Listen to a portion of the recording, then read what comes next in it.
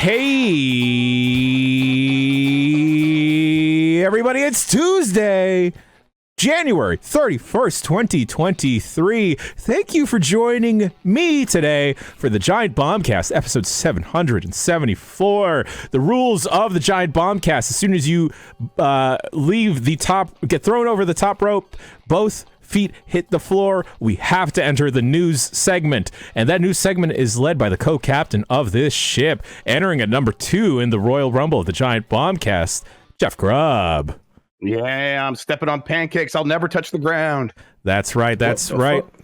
We got the hottest free agent in all of games media, Michael Higham. Yes, sir. Yes, sir. You know what time it is. It's your motherfucking boy coming to you live from the Bay Area. Ooh. I was looking at the clock to when we could cuss. Michael, you just met the cutoff point. What is the timer? Because a YouTuber told me it's like it is only like 30 seconds or 15 seconds or something. So it's like 30 to a minute. Michael hit it at like 1:20, so it's fine. Good. So now that's why I was saving. Last but not least, joining us today on the Giant Bombcast, it's Mitch in this bitch, Mike Minotti. Oh. Yeah, that's Mitch Tokoto's music. I love how you did not only did your music, but did the commentary for your own entrance. Yeah. I've done this to myself many times. Just walking around at like 1 a.m. getting a snack in my underwear and like just doing yeah, playing the belt like a guitar. Yeah, exactly. Yeah, you get it. Jeff Backelar's out on assignment today, and we hope that assignment is fine, I guess. So, we had Where to is get. he? I don't know. I actually don't know. I didn't ask. Jeff Backelar's not in the building, ladies and gentlemen. That means he's gonna show up at the end of the show, right? He's gonna come in at number 30 and win the whole dang thing. The drama. Think of the heat, bro. And that's why, because Backelar's not here, we had to do our best JoJo stuff. What was it in JoJo's? Is it Stands? Strands? Okay, Hideo Kojima. Today, this morning, I was just scrolling through Hideo's Twitter feed, the whole thing. I tried to get to the bottom. Yeah. It's interesting. Stands? Isn't it just him talking about the movies he watched? Yes, and then just retweeting like Mads Mikkelsen stuff. Yeah.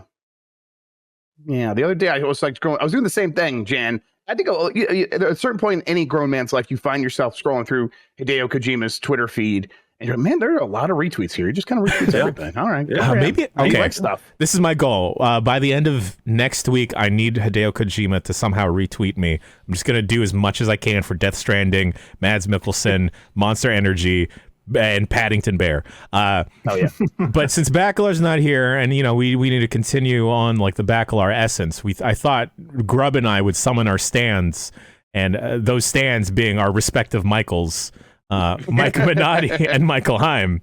Hey, I don't understand these references. I think everything I know about JoJo now is just about that one character from Hi-Fi Rush that I'm told is a JoJo reference. So. Yes, very much is. Yes, I believe that. Wait, you don't fuck with JoJo?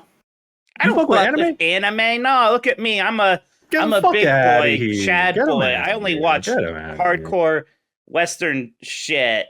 Although I don't know, I found out that I did a podcast about the Return of Jafar last night, and half of it was animated in Japan. And I was like, "Is the Return of Jafar an anime?" Mm-hmm. Whoa, dude. Like Jasmine is like borderline waifu. Yeah, sure. Oh yeah. I apologize. I had to think about that in my head. Is this about to be problematic? But then it's fine. I think you said the right thing. Yeah. It's fine. Return of Jafar. You know about Jasmine in Walt Disney World? They had to change her outfit because too many people's dads were getting creepy and like touching her too much. Ooh. Hey yo. This dads ruin everything. Am I right? That's Amen. Right, Dad. Yeah, fuck dads. Fuck you, Dad. Well, I mean, there's some that... that was the problem with the Jasmine thing. It's fuck dads. Like that. Like, hey, why don't you fuck the dad? Okay. All right. Eating your apple. I'm on off this. Welcome to the Giant Bombcast, everyone. Episode 774. The music's not playing anymore. It's just not... Okay, there we go. That was supposed to be a fun goof, but the goof didn't happen. Michael and Mike. What's up, man? What's happening? How's it hanging, boys? Ooh, it's hanging low. If you know what I'm saying. Oh my god, we need to get off this podcast. It's just the energy I bring. This always happens when I'm here. This is my fault. I'm sorry. Yeah, don't show us your wallet again this time. It's been wild. I'm sure many folks know that I was let go from Fanbyte, so I could say whatever the fuck I want. I don't give a shit. But I think, like, honestly, I'm doing all right, all things considered, because I don't know, like, man, shouts out to all the homies who've been getting my back since then. Been doing got a lot of freelance work out there, and it's been busy. So I'm still in the mix. If not, if anything, I feel like I'm more in the mix now because I have the freedom to take on all kinds of assignments and pitch a bunch of stuff that I've been meaning to do that I didn't really have the space or time for when I was at Fanbyte. So. I'm about to ask my bank account how I was doing, but things are good. Things are good. Nice. Minotti, how'd you feel about the Rumble? I enjoyed the Rumble. I thought that the men's Rumble was even more predictable than it was going to be. It's a little weird to have like your big returning face coming at 30 and then win after facing little to no adversity, right? And I like is it Gunther or Gunther? I can't say it wrong. I always say Gunther, or no, I say Gunther. I think it's Gunther. I think it is Gunther. Gunther. I like him, but they had like a 10-15 minute match at the end. I'm like, look, I know who's winning this. It's gonna be Cody, but still, it was a good match though. It was a good match. The end story sequence stuff with Sammy in the Bloodline is just so ridiculously good that it was just that alone was worth the price of admission. Right there. Then we also had that Mountain Dew Pitch Black match, which was somehow even talking about dumber. My family with this. Okay. Yeah, my family won't shut up. They love the Pitch Black match. Okay, Michael Higham, if I were to pitch to you a Mountain Dew Pitch Black wrestling match, what do you think that would entail? I don't fucking know.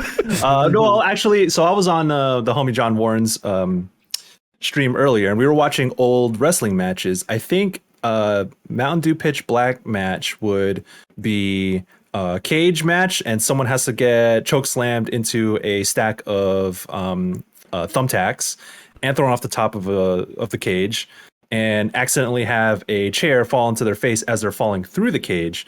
And all the refs have to get a tombstone pile driver. Oh, the refs have to do the tombstone pile drive. No, the refs got to get pile drive. But where's the Mountain Dew? Fucking chaos. I don't know. I don't give a shit. I just want to see a dope ass wrestling match. Not me. I want to see glow in the dark table spots. I thought it looked pretty fun. I'm sorry. I liked it. Jeff, oh my God, you're the worst. I'm sorry. Nobody liked it, Jeff. You're wrong. No, listen. I don't think other people should like it. I liked it, and I'm not afraid to stand in my truth any longer. You're gross. You're gross. It was Greg Miller. It was like they had the big rumbles, and then they have this awesome thing at the end. Why they did something stupid in the middle? It's a stupid sandwich. Oh my God, you're gonna tell me you like Hardy next? You like the musical act? Well, listen. That is messed up. What you can't say. No, of course I didn't like Hardy. I'm a fan of taste. When he was doing his like opening monologue to intro the Rumble, I thought like, is this Kid Rock? Is this just Kid Rock? Oh, this is someone else. I also thought it was Kid Rock for sure. Shit Rock. We'll talk more about wrestling later this week. We'll have an episode of the Power Bombcast. Didn't Greg Miller get cream pied or? What's the thing when you get the pie face? He got pied. He got pied. He got pied with like a whipped cream pie. That's. I saw that. Was pretty dope. The Giant Bombcast is a family-friendly program. You can listen to this. I'm not associated with these sickos. You've been on enough Giant Bomb stuff that you are now. You're guilty by association. Dang. If you have an emote in the Giant Bomb chat, you're guilty. You're guilty. Fuck. Damn. So Dan says Dan's seats were really good. I talked about it this morning. He's like, it's ruined wrestling for him. He's like, I gotta sit there from now on. I'm like, that seems expensive. Oh no. Have fun. Ooh, make him come to a show here. Make him take us to his fancy seats. Okay. Well, I'll make him do that. See, the thing I worry about sitting too close in a wrestling match is I just don't want I just don't want people to like fall on me or like sweat You know? Oh, that's the fun part. I went to like a Ring of Honor show, and it was actually the Briscoes in a tag match against somebody. It was like they were fighting the crowd, and like I got excited, like it was really getting close. Like I had security like push me back, and I was like, "Yeah, this is energy. This is great." I was like some Malice in the Palace type shit out here. Like, goddamn. That's just like that Shrek rave I went to a couple months ago. Just a lot of security holding people back. What? TFTI. You're right. I should have invited you. Let's talk about some video games, I guess. So what happened to Greg Miller during the Royal Rumble? What? Listen. He got pie face. He's feuding with JBL. It's been a thing, which is just a funny thing to say that Greg Miller is feuding with JBL, but that's real. That's the headphone company, isn't it? No, the cowboy wrestler guy with the limousine.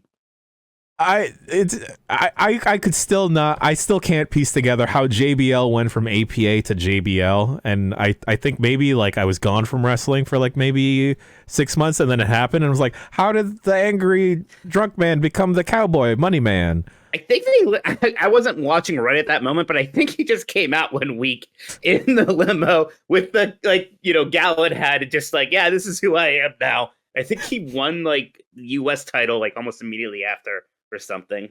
I almost turned on the wrong thing that I shouldn't have on this computer. JBL just came out in a different disguise, and everyone just accepted it, just like everyone does when Agent 47 does it in Hitman. Grub, you and I have played the Hitman freelancer mode. For folks unaware, Hitman freelancer mode kind of turns the game into a rogue-like adjacent type of game. It starts with 3 segments, and the first 2 are kind of just like your general, like, okay, go eliminate a target type of dealio. You have a very, very limited inventory. I think you start with just a pistol.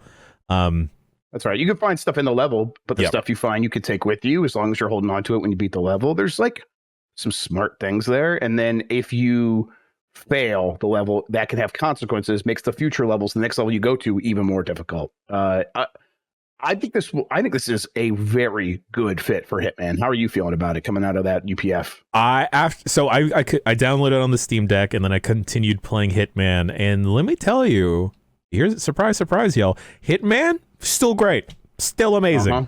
All of those maps, still great. And just having like this little difference into it of now that everything is pretty random, and then you can choose how to go about it. And the thing is, if you mess up in like the first 2 phases, because it's segmented into like 3 chunk stages, I believe. I think it varies as you get further down. Right, as you get further down the line, we can explain it more. But when it starts, that's how it works. That's right. You can still mess up in like the first 2 segments. But that just increases the difficulty as you progress through the roguelike mode. And like Grub, like you mentioned, if you find stuff in a level and you exit the level safely after completing the objective, you get to hold on to that stuff. When you pop into levels, there's different boxes full of stuff. You get to choose from 3 items. Essentially like loot boxes, but this is not like a loot game. It's 3 random things, and you can pick it and take it with you. Like it'll be like the rubber duck explosive concussive grenade thing, and maybe I'll use that, maybe I won't, and that could take up some of the slots as you're going to the level. And you only have so many inventory slots, and you can grow that over time, but you only have like 5 slots, and a big gun might take up 4 of those slots. Yes, it's like you got to pick and choose what you're going with. And it's like if you find something fun, you might be like, well, maybe I can just incorporate this because I want to use this, or maybe it doesn't fit your play style, so you choose one of the other things. But it puts you in a position where like, okay, I don't know what I'm going to encounter in this level. I don't know exactly what to expect or how things are laid out or what I'm going to be able to find. And here's kind of all I have at my disposal. Should I be kind of like be building a plan around this immediately? Yeah. So I can hop in there and try to give myself the best chance to survive. Now we weren't doing that when we were playing UPF because we were racing and just kind of being like really harried in our attempts. But it was I still was feeling that. And I'm like, this is a really good fit, a really good idea for this game. Now I see a bunch of folks saying that this makes the game really hard, or it introduces like a really tense element to it. But how I played Hitman on UPF is exactly how I normally play Hitman. So this is even less pressure now, because like Hitman regular, I guess, Hitman vanilla, I'm save scumming all the time, right? I'm making saves, making saves. Like, oh, this is a good spot. I'll just hold on to this, revisit this if I mess up. Here, because like, you know, there are consequences, but otherwise you just restart the run all over. And I'm sure I'd feel different the further down the progression I get to. But here it's just like, all right, well, I messed that one up. I guess I'll just go grab this fish and dip out of here. It's fantastic. Hitman continues to be an absolutely amazing game, and I hope more people should check out freaking Fortnite. Or not Fortnite, sorry. I was reading something. Hitman. Fortnite World of Assassination sounds like a good update, too. Though. That's just the game. Yeah, that's true. I think the big reason it works for me is because it's all that other stuff is still there. You still have the main campaign. Yes. Go play that. If you want to get the level 20 mastery, which is something you could do on every single level of the game, where you play it over and over again, you try all the different stuff, and you get level 20 mastery, and that means you unlocked everything in those levels. You should definitely do that first. And then the point is, I think once you've done that on those levels, which I've done like 1.5 times because I played on all these different platforms, I know these levels inside and out for the most part. So I'm at a point where, well, now I do want to be in a situation where I feel even more pressure. I do want it to be harder and more random and procedural so that it feels like fresh every time. It's okay, well, you could do the elusive targets, and that definitely does that really well. But the elusive targets are these things where you do them, or even the escalation missions. It's like, well, that's 3 missions in a row, and I got to the last escalation mission where they keep adding. It's basically the escalations are the same thing 3 times. But each time you do it, it adds a little bit more complications on top of one another. And you get to the end, and that's awesome to accomplish that, but it doesn't work toward anything necessarily. And that's fine. Yeah, but the idea of, okay, well, now we're going to take similar concepts, put it in this roguelite mode, and have you actually work towards something, which is filling out all the weapons in your base, decorating your base, unlocking rooms inside your base. There's all kinds of this cool progression that's like, okay, I am going to keep coming back to this. I think it's going to be a good streaming game, and it's going to be a good thing. Like, whenever I have my Steam Deck out, if I'm feeling in the mood for it, well, here's a good part of the game to just jump into and start playing some Hitman. So I think it's really well done. Yeah, I like that the more you mess up and the more you keep progressing through, it just throws you into more challenging start situations. I think it might have been our last set of runs. I'd royally messed up and notified virtually everyone of my presence that it just put me in the middle of the military base in one of the levels of Hitman 3. It makes me wonder what else IOI has cooking up behind the scenes of like other modes to mess with the existing tools they have. I know that there was a multiplayer mode. I think was that 2 or was that 3 that a lot of folks. I think it was 2. 2. I know, like when Dan and I checked it out, it was really neat. I think the implementation may not have been the best for folks to immediately get into, but like I don't know, just do two Agent 47s in the map, just put them there. And that sandbox is so much fun. It's like, man, if you could do that and plan stuff with someone else or race with someone else, I mean, that's what that mode was. You're right. The implementation was like you were a ghost in the other person's world, right? Which is kind of, there were so many things that can go wrong, and so many things that you could just like pick up one weapon, and that person's going there expecting that weapon that like throws their whole thing off. So I get why it worked that way, but it's like, man, maybe you should just let people really screw up each other's worlds and see how that would work. Going from one spy to another spy, Jeff Grubb and Mike Minotti, you two have been playing GoldenEye.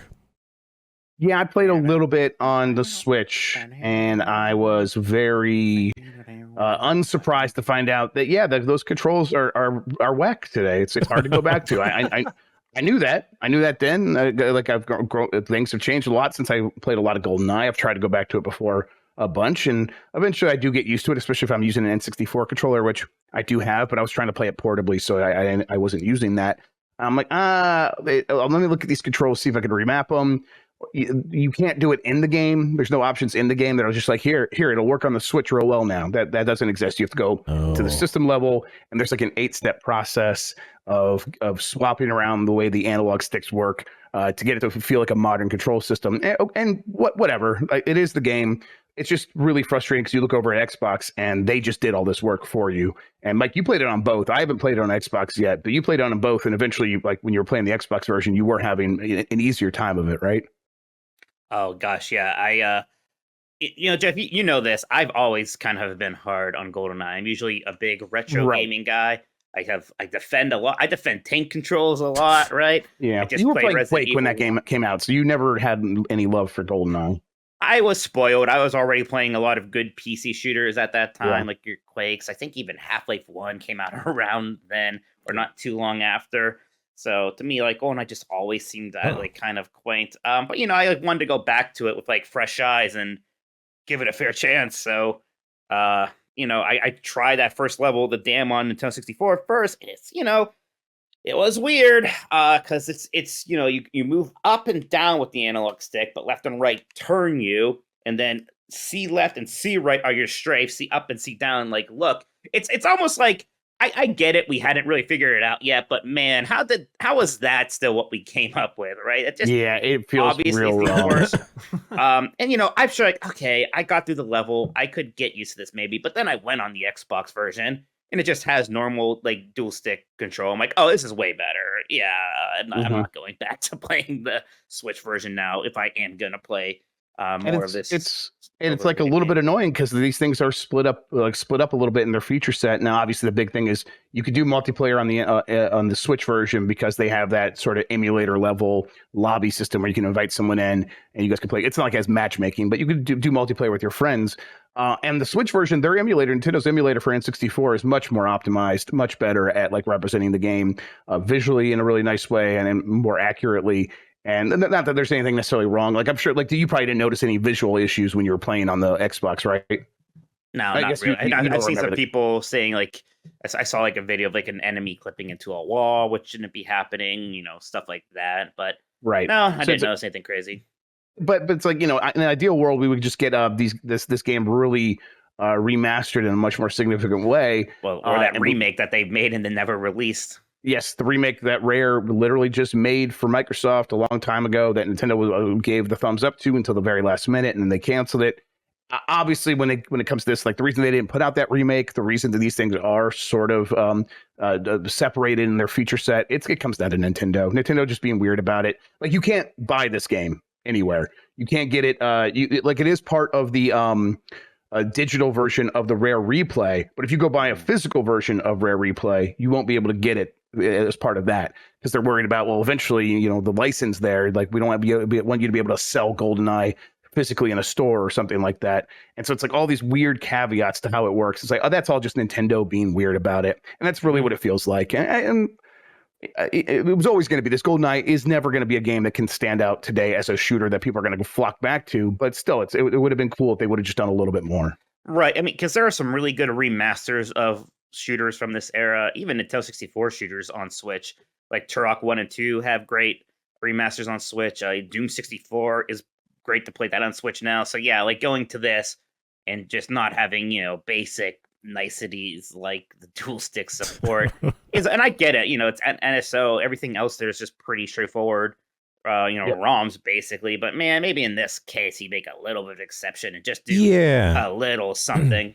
As someone that doesn't have the same reverence for the N64 GoldenEye, I downloaded it because I forgot that I had NSO, and I was like, oh yeah cool. Yep. This is the thing that people are all excited about.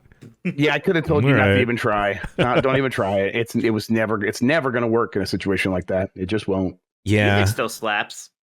Absolutely. And I think you can also slap in the game, right? Slaps or whatever. Yeah, it's more of like a karate chop. Yeah, but we called it slappers. I think in the game calls it slappers. I think you're right. So, slappers mode. Yeah. There's that, and there's the golden gun mode. People love. Yeah. Yep. Speaking about the Nintendo Switch and things that play on it, Michael Higham, you have been engaging in Fire Emblem Engage. That's not me. No. That's the other Mike. Oh, guy. Well, Mike Minotti, you have been engaging in Fire Emblem Engage. I sure have been. Yeah, see, look, it clearly says Mike and not Michael, right? How are you confused? My bad. By my own brother. Hate yeah, it's funny because I was so concerned about this game. Yeah. I was one of those people who were like, this looks too anime now. This looks too fuck out of here. Like, this is too obnoxious. Like, I know Fire Emblem is anime, but what is this person looks like a Pepsi hair and everybody is just screaming about friendship. and like summoning waifu ghosts. What's going on? And then I play it. And I'm like, oh, I like Fire Emblem. That's right. And all this, I do want to summon a waifu ghost. Yeah, she sounds pretty good, right? It's like, whenever I see a trailer when they're talking about the power of friendship, I'm like, oh, what is this for babies? Then I play the game and they talk about the power of friendship. I'm like, hell yeah. Yeah. Friendship rules. Let's go. Yeah. So I think Grub and I felt similarly, like trailers and all the other miscellaneous videos that came out prior to the game coming out. I was like, I don't know about this. Yeah. But maybe it's just poor trailers. I don't know, poor marketing, because the game is great. I'm hooked. It's good. I think the story is worse, quote unquote. But to me, at a certain point, it's all in that anime soup. Where maybe Fire Emblem Three Houses did have this like really mature, well told anime story, but it's like I don't think that's necessarily leagues and leagues and leagues better than just being a stupid, silly cartoon anime, which is what Engage is. And it's not the greatest story ever told in video games, like The Last of Us Part 1. Exactly. Yeah, exactly. So, and I go and I'm playing this, and like you get a scene where the girl is freaking out that the guy is sweating because he's working out, and she's like, "You're shiny. This rules." I'm like, "Yeah, okay, that's right for this game. Totally, I'm fine with this." So, yeah. all of those relationship conversations or whatever the bond things, they all are like serial killers talking to each other. I'm like, what is wrong with all of you people? But it's also like, this is fine. They're all like 5 seconds long now, which I kind of like. I like Three Houses a lot, but I'm kind of glad that they didn't just make Three Houses 2, because Fire Emblem Fates, the second 3DS one, was very much just Awakening 2, and I loved Fire Emblem Awakening. But then Fates just sort of felt like that again, and it just wasn't as interesting or as good. So I am glad that they went a different route with this one, really. And I mean, the game itself, the combat is the best it's ever been. It's the best Fire Emblem game's ever been. Looks really slick. The music is very great. I even like the Engage mechanic. I like assigning my ghosts different people, and even like sending their engravings to the weapons and getting the bonuses that way. And even though like there's not as much to do between battles, still like I'm still spending a lot of time at Sam Neill or whatever it's called, like going running around, collecting my eggs and doing my push-ups, which is actually getting a little tedious each time to do that push-up mini game because I need my +2 strength stat bonus, right? Yeah, a lot of fun. Yeah, I think being able to shuffle around the ghosts to everyone, so everyone can have a turn being possessed by an anime ghost. I feel like it makes more of the characters feel more important. It feels like how some units are less disposable, and I'm still playing on casual because I can't stand having to lose a character, especially if I get attached to them. Minotti, are you playing in casual or the regular mode? I'm playing hard classic, baby. Ooh. We're hard classic boys over here. Yeah. But classic, that's always been to me the permadeath. It's not so much that, this character died, now I'm going to play through the game. That's just a fail state for me. Like, a single character died. So go back. Now, it used to be I would restart a battle. Now, at least, starting with Three Houses, you can just rewind the clock a bit, which is pretty nice. And this one gives you a lot more recharges on that, so it's like even kinder. It's very generous. I didn't think about...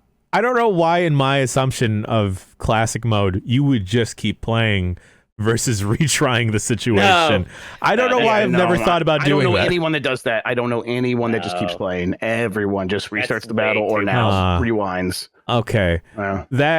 I think that says a lot about me and how I played Fuga Melodies of Steel. As soon as I sacrificed an animal child to the soul cannon, I just kept cooking. Well, you just assumed it was all a Nuzlocke run in Pokemon. Yes. Everything is permanent. Everything is permanent, and everything is going to continue to be anime because I think I picked the right Michael here. And hell yeah, Michael, speaking about power of friendship and anime, should I check out Persona 3? Yes, sir. Yes, sir. Persona 3 is... So I say this a lot, that Persona 5 Royal is like my favorite game of all time. But Persona 3 is my favorite in the series. Persona 3 is real special because it that shit is dark, man. Like, damn. It's still kind of, because it was the first Persona to adopt the like calendar system, going to school. I mean, Persona 2 like took place at a school also, and you had like high school kids in your party, whatever. But when you think of the calendar-based system and the social link stuff, that started in Persona 3. So it was kind of the progenitor of that for the franchise. But it still had a lot of the Shin Megami Tensei DNA in it, because this shit is dark and it's violent. But the thing that I love and appreciate about Persona 3 is that it's really mature in that sense, that you have these characters who are like, it's not as like Persona 4 is kind of like on the other end of the spectrum, that it feels very, very poppy. So it's a murder mystery. But okay. Something about the vibe of it is like, we're in a small town and like J-pop is playing as we go to the department store and do whimsical things with our perverted teddy bear friends. It's like a summer vacation story, right? Sure, yeah. Yeah. Where Persona 3 is like, yo, we're trying, like, the dark hour, monsters are out in the streets and they're killing motherfuckers, and only we can stop that. And there's kind of this heavy atmosphere, this kind of burden that these kids kind of carry with them throughout the game. And it makes like the little moments of joy a little bit more meaningful in the game. Like if you have a really warm moment in a social link, or if something happens in the story that's like where they show a little bit of joy, a little bit of happiness, it's kind of like you kind of cling on to that like during the story. But I also think that Persona 3 has my favorite cast in Persona games. I just think that the characters are like their designs, their kind of place in the world, in the context of the game. I think like I love and appreciate. That's interesting. So, I played 3, 4, and 5, and I like them a lot. I think 4 is my favorite. I like 3. I think actually my problem is the cast a bit. It's maybe my least favorite. There are some filler characters in there to me. Like you have Ken. Sure. The kid, you have just a dog. Yeah, fuck. Hey, Ken. Whoa! Put some respect on Koromaru. Yeah, Mitsurugi. No, that's from that's Soul Calibur. Yeah. Whatever her name is, she's the most funny. This is a high school teenager character ever. She looks and sounds like a 40-year-old like in Vogue model or something. Yeah, shouts out to Terra Platt. Voice of Edelgard from Fire Emblem as well. Oh, yeah. Dictator mommy. Yeah. That makes some sense, actually. Terra Platt's very good at playing that character. Yes, I believe I can totally buy that. But no, Persona 3 is good stuff. I see. So I played Persona 3 Portable on a Vita, actually. It was a PSP game originally. Yeah. I see some people like upset with how this looks on Switch, or think that they don't think it's a good port. I don't know what your thought on that is. It's a good port in the sense that there's no problems that like didn't exist before. It's a straight port, so there's no real. I mean, it's kind of a remaster. Like some of the 3D objects in the world look much better because of higher resolution. But some of the because Portable has pre-rendered backgrounds that you go through like a visual novel, like it's a menu rather than actually exploring like a 3D world when you're out and about. When you're not dungeon crawling, they've been. Correct me if I'm wrong, but they've been up-resed and like it looks like AI upscaling, and I think that's what happened, yeah. Or just was straight up like stretched across like a 1080p screen. Like you're taking PSP assets, because Portable was a PSP game. Yeah, you're taking low-res PSP assets and either just stretching them and then using some kind of like filter over them. Like some of that shit looks bad. I'm not gonna hold you. It's disappointing. There are disappointing aspects in the port, but I mean, I'm still Persona 3. Happy. It's still gameplay wise. Yeah, there. Yeah, there's no real quality of life changes other than I think you can. I don't remember if this was in Portable, but you can change the difficulty at any time. Okay.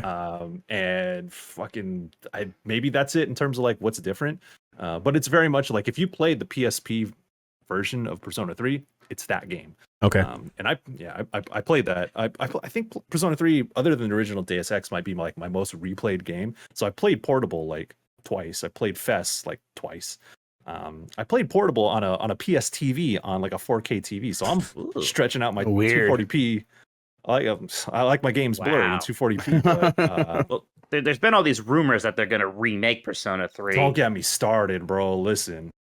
There are days in which I sit down and daydream of what a Persona 3 remake would look like, and what a reveal trailer would look like. And I think in my head, like what would Tatsumi Port Island look like in 4K with the Persona 5 art style, and you kind of get glimpses of that in Persona 3 Dancing and Moonlight, and that's one of my favorite aspects of that game. And I love that game exists because one, the soundtrack is fucking killer, but also you get to see characters and parts of that world rendered in the same fidelity as a Persona 5. And then ever since then I just keep thinking about like, damn, y'all should maybe go a little further and like, you know, maybe remake the game with some of these assets and some of those designs. Here's my question: do they bring back them shooting themselves in the head or not? Hell yeah! I mean, I want them to. With flashlights, that's like the most badass shit of the game. When it's like, oh man, that shit never gets old. I think it's the dopest way that, like, because in 3 they like crush their Arcana card, whatever, and then 5 they rip off their mask, which is cool as hell. But yo, fucking bam. Persona comes out. Let's go.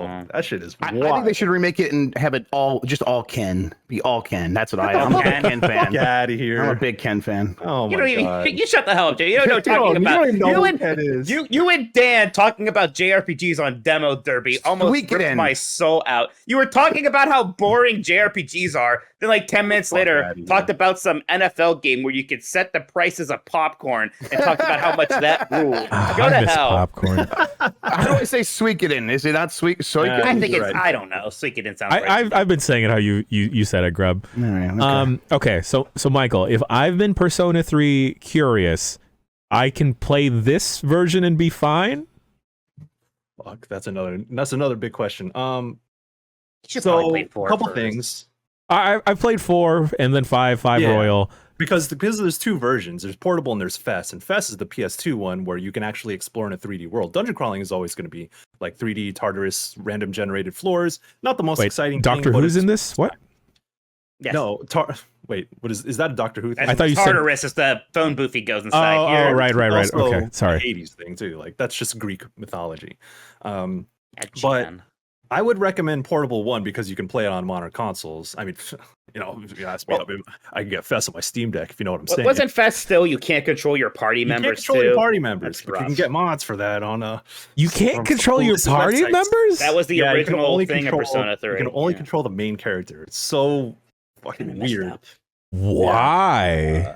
I don't know. They're figuring it out. You can set like tactical presets for them, whatever. It's fine. I played it on easy. It's like Donald and Goofy in Kingdom Hearts. I was gonna say, well, I'm kind of used to that, so maybe it's all right. It's different for a turn-based game, so because you know you played Persona, and you know how important it is to like plan out each attack specifically, so you don't get your ass whooped. But I would recommend Portable because you can play like a clean version on whatever system you want, but also because the female protagonist route is actually the much better route in this game. I've never done that one yet. Yeah, it's still the core main story, but a lot of dialogue is written for the context of playing the female protagonist. And like Persona 3 with the dude with the blue hair is like this emo kid who doesn't really show much emotion. He's kind of like, you know, your typical template silent protagonist. But the female protagonist has a lot of personality and a lot of charm that kind of shows through in the dialogue options, and I love her design too.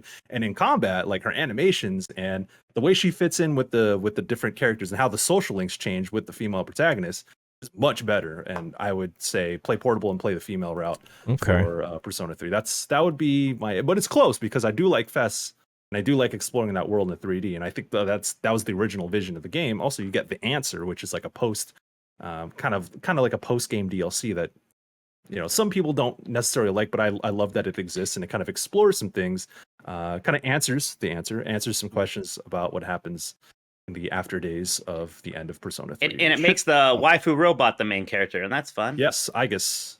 And shouldn't we just send Jan to like a Shimigami Tensei game? Because aren't those just sad Pokemon? We did a quick look for SMT5. That was a hard and sad experience.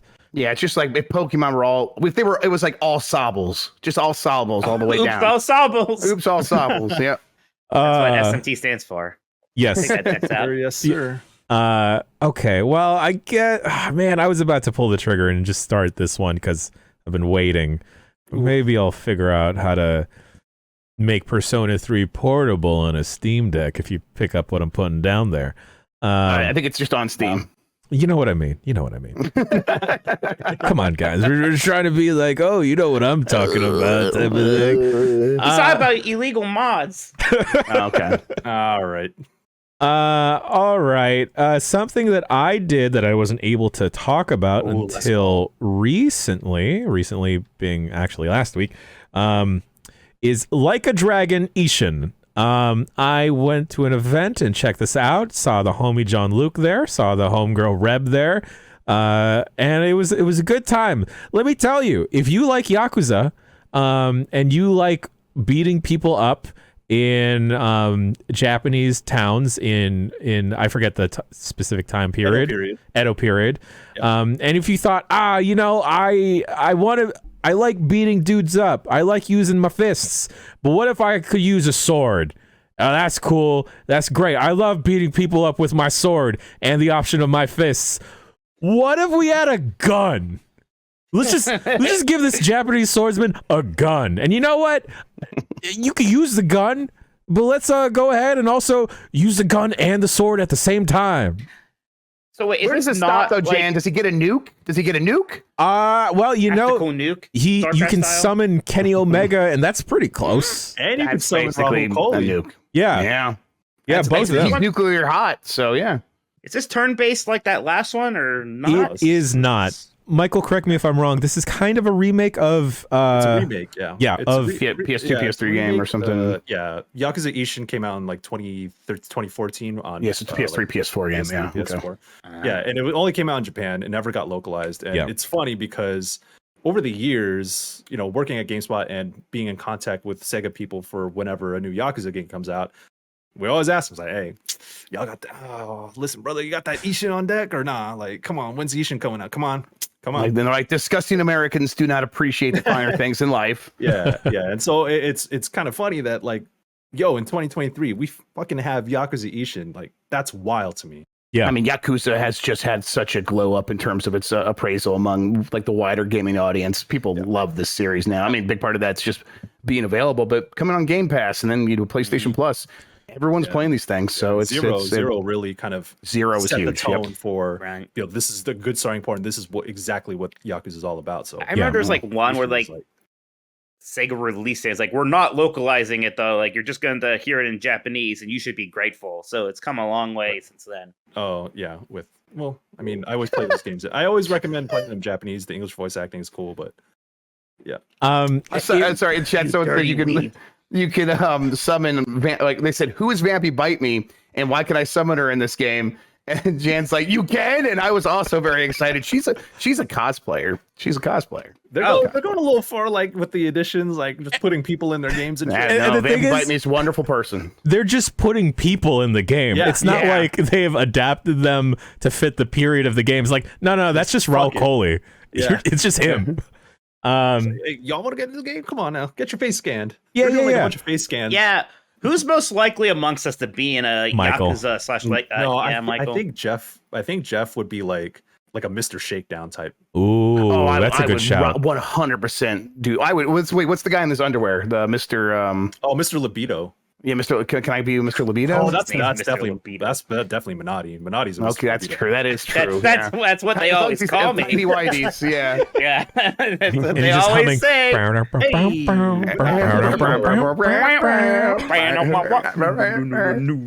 like an Italian last name. Someone edit a GIF of Mr. Libido with Mike Minotti's face, and then I'll set that to that music. Yeah. There we go. I'll pause it for a bit. You can cut it out. Get that high res screen cap. There you go. Stretch that 240 to a 1080, baby.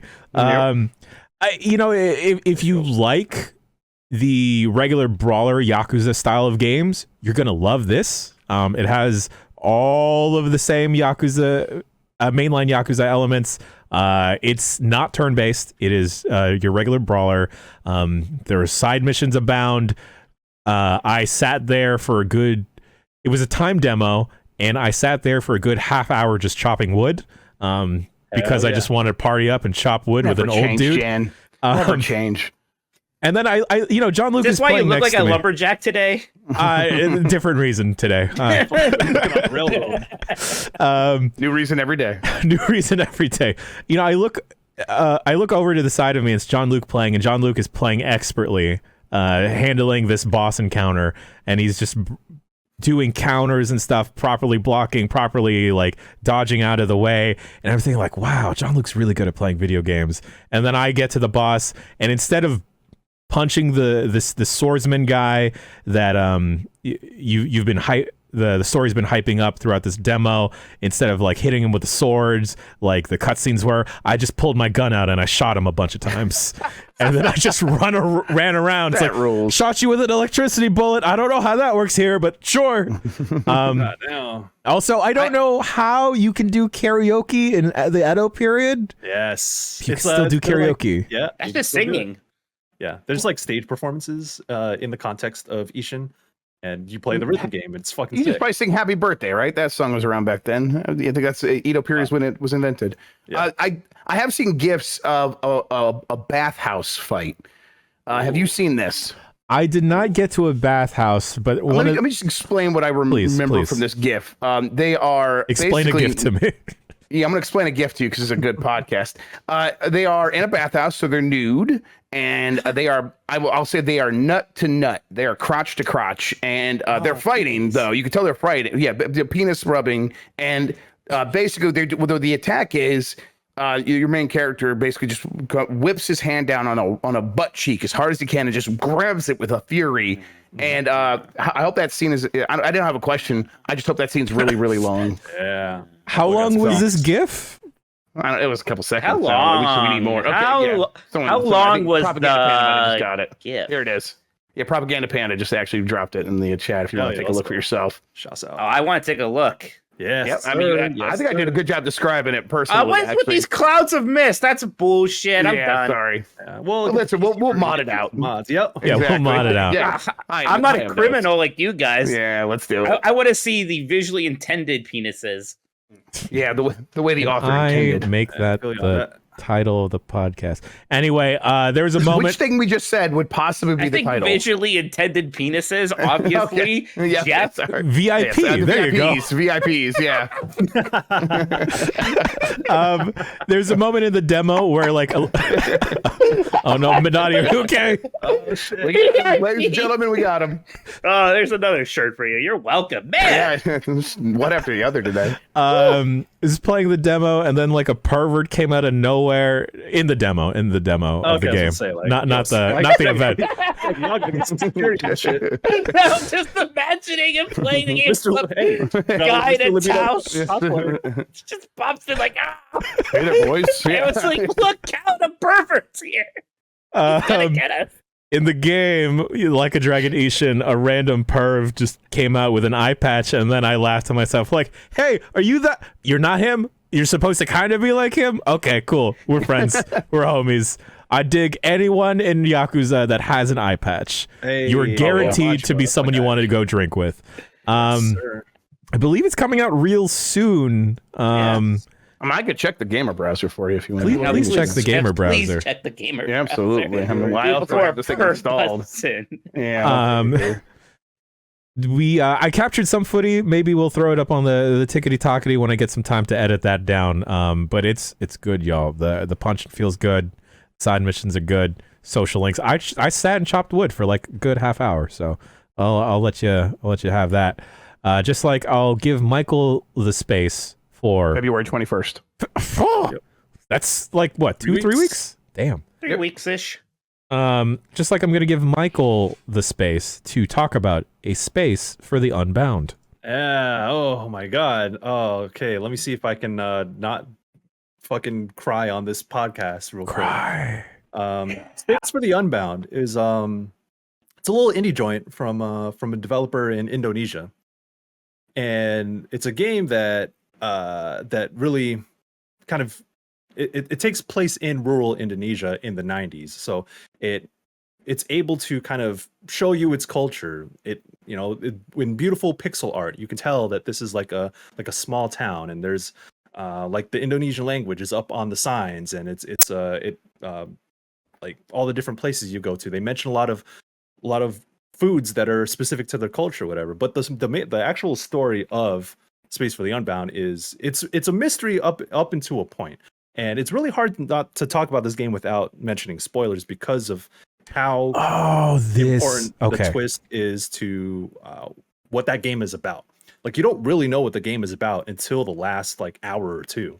And for the most part, it's like a 2D kind of adventure where you solve puzzles, interact with different people. They ask you to go fetch items, be like, hey, there's this problem. I need this, this, and that. Can you go find that for me? And you kind of walk around the different parts of this small town. And I didn't mind doing it because it's beautiful pixel art, lovely music. And I just like kind of embracing like their showcase of Indonesian culture, which, reminds me a lot of the Philippines. Shouts out to our Indo homies out there. Yeah. Listen, and like, even it's funny, every time I see like Indonesian, like the language, I hear it or I see it, I'm like, I feel like I should understand this because there's some similarities to Tagalog. Or that's like when I hear a Canadian talk. Sure. No, yes, 100%. It's actually exactly like that. Yeah. So I love it for that, but I love it more so because of what it has to say about like family trauma and how not just how to cope with abuse that's happening in your life, but how much it fucks up every aspect of your life, and how the different ways in which the different things that people turn to either cope with that trauma or try to overcome it. And in the context of this story, it's about how a character relies on fiction and writing stories and being a writer, and how that's kind of has ostracized her throughout her life. But it was like the only thing that she could rely on because she comes from a broken home. So that's definitely part of it. But the way the story progresses is a mystery because you mostly play as like a dude named Atma, and he's supposed to be like the boyfriend of the other main character who's her name is Raya. And it kind of jumps between different timelines. And it's just another thing. Explore 90s Indonesia. I'm like, oh, that sounds like a very cool thing that they're able to capture that. Yeah, that's what the setting. And as you kind of go between different timelines in these different people's lives, it's like it creates more questions than answers. Like, I have no idea what the fuck is going on. But it does that. Like, it's not a flaw of the game. It's not a failure in its storytelling. That's the purpose of it. You do like there's different like puzzle mini games. There's like an Ace Attorney type trial mini game in it.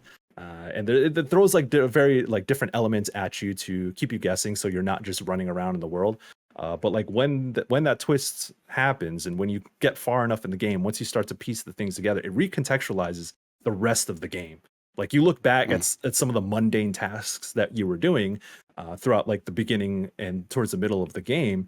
You look at that shit completely differently once you kind of start to see things unravel. And like, I mean, that's not a spoiler. I think that people should know that going in, so they don't drop it halfway through the game. Be like, I have no idea where this game's going. I'm going to move on.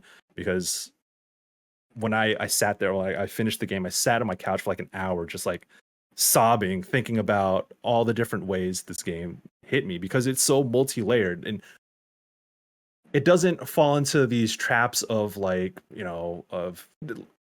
like when you have traumatic stories in games, it's kind of like, you don't always have a happy ending. Like, not everything is going to work itself out. No, like, and I think the best part of this for me personally is that finally there's a piece of media that says like, or in recent memory that tells you that like, no one is owed forgiveness. You don't owe forgiveness to anybody. If someone has hurt you in your life and you don't want them in your life, it's okay to move on. And that's very like the game also understands that is a very difficult thing for people to do. So it's really mature, and like, this is about like high school kids. Like it has like a youthful vibe to it that almost reminds you of like a Makoto Shinkai movie, like Your Name or Weathering with You. And you think it's like this youthful love story for most of the game, and then the game basically says like, yo, this is not that.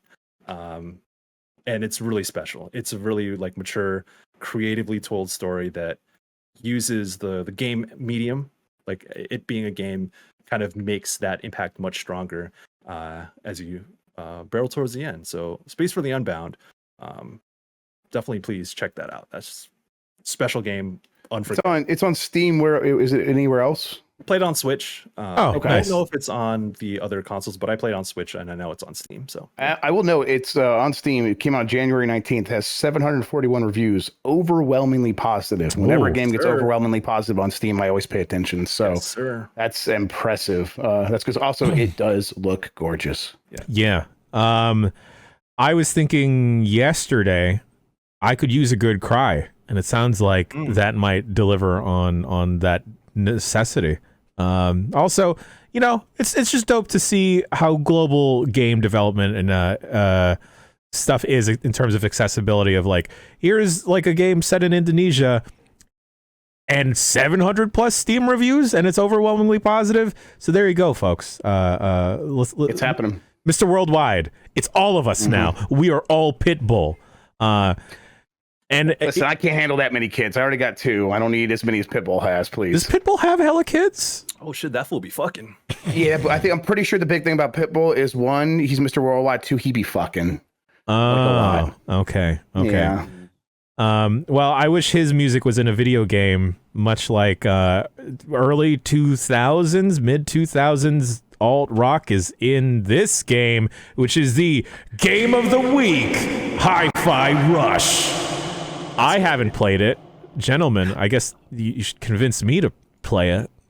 Go play it or else I'm not talking to you anymore. Yeah. Oh, there you shit. go. Well, I'll be right back. I'm kind of with Minotti on this one. This game is so good. Hi-Fi Rush, baby. It does the both, right? It's I always bring up the Pepsi challenge where like you see it and the immediate reaction and seeing in the developer direct is this game looks fantastic. I hope it like plays well and can sustain itself throughout that time, all the time that you're playing it. It does all of that. It is immediately appealing because it's so good looking. Its animation style is so well done, and it transitions from one thing to the next, from these animated scenes to these in-game cutscenes to the gameplay in such a smooth way. And then you're playing it, and it feels really awesome to hit these attacks. These combo attacks, which are Devil May Cry combo attacks, to the beat. And the beats are often very familiar songs. A lot of times it's original stuff for this game. Sometimes it is Nine Inch Nails or the Flaming Lips or a whole bunch of other things. And it just feels so cool. And it's like, oh, okay, I'm getting in the flow of one combo. It's like, well, and I'm feeling pretty good about that. Let's go back to the store. Let's unlock a few more. And it's like every combo I unlock is like even better than the last one. And again, they look cool and they feel awesome. I'm just having a great time with this game. Yeah, it is just super fun, super smooth. It also manages, there's been a lot of talk about dialogue and cringy dialogue and whatnot. This game actually manages to be pretty funny or charming. It's pulling that stuff off really well. And that's maybe the hardest thing, as we're seeing, to do in a video game these days, is to actually be funny. But, it's doing that with dialogue, but because it is so cartoon-like, it can do things like humor through animation and through just these facial expressions and stuff like that. We've had games that are just trying to look like a cartoon and stuff like that. I'm pretty sure this is the new best of those in terms of capturing that look. Then the gameplay really does just match it. It is super fun. I like a good character action game. I played Metal Gear Rising again not too long ago and had a really fun time. Yeah, you did. Hell yeah. And that game is also really, even though you're not fighting to the beat, it makes music, especially those boss battle songs, a pretty important part there. This really does have a bit of that vibe to it, and it is just, yeah, come on, if you like Metal Gear Rising, you gotta play Hi-Fi Rush. It is a little bit of the same DNA, and oh gosh, I just am absolutely in love with it. It is such a Mikey game. It's fucking sick. I finished it over the weekend. How long was it for you? It's about 10 hours. Yeah, it's here. 10 to 12. Yeah. I have a rank coming. Was kind of poking and prodding around the arena, around the levels, trying to find there were secrets and stuff. And there's some good post game content as well. So there's more to do after you finish it, especially if you just want to do combat. There's a challenge tower that you can run through, which is really good because I just want to keep playing this game. And there's that, and there's some things that you look at that you can find throughout the levels during your first run and be like, I can't open this door or I can't get past this point, so I'm going to make a mental note and maybe come back to that later. And you can do that in the post game. So for folks that don't know, this is not an open world game, correct? This is level based. stages, like a Bayonetta. It's like a Devil May Cry. Yeah. Yep. Okay. It's a $30 game as well. So it's like set your expectations, but then also throw them up because it doesn't feel like a $30 game at all. I have no idea how this is a quote small game. Like 10 hours. I know this is like it's almost like a joke. People complaining about games being too long, too short. 10 hours by anybody's definition has to be at least long enough. Devil May Cry 5 wasn't longer than 10 hours. I feel like there's no way it was. Like these kinds of action games are that long. That's the standard. That's normal. They should be. So, I don't understand how.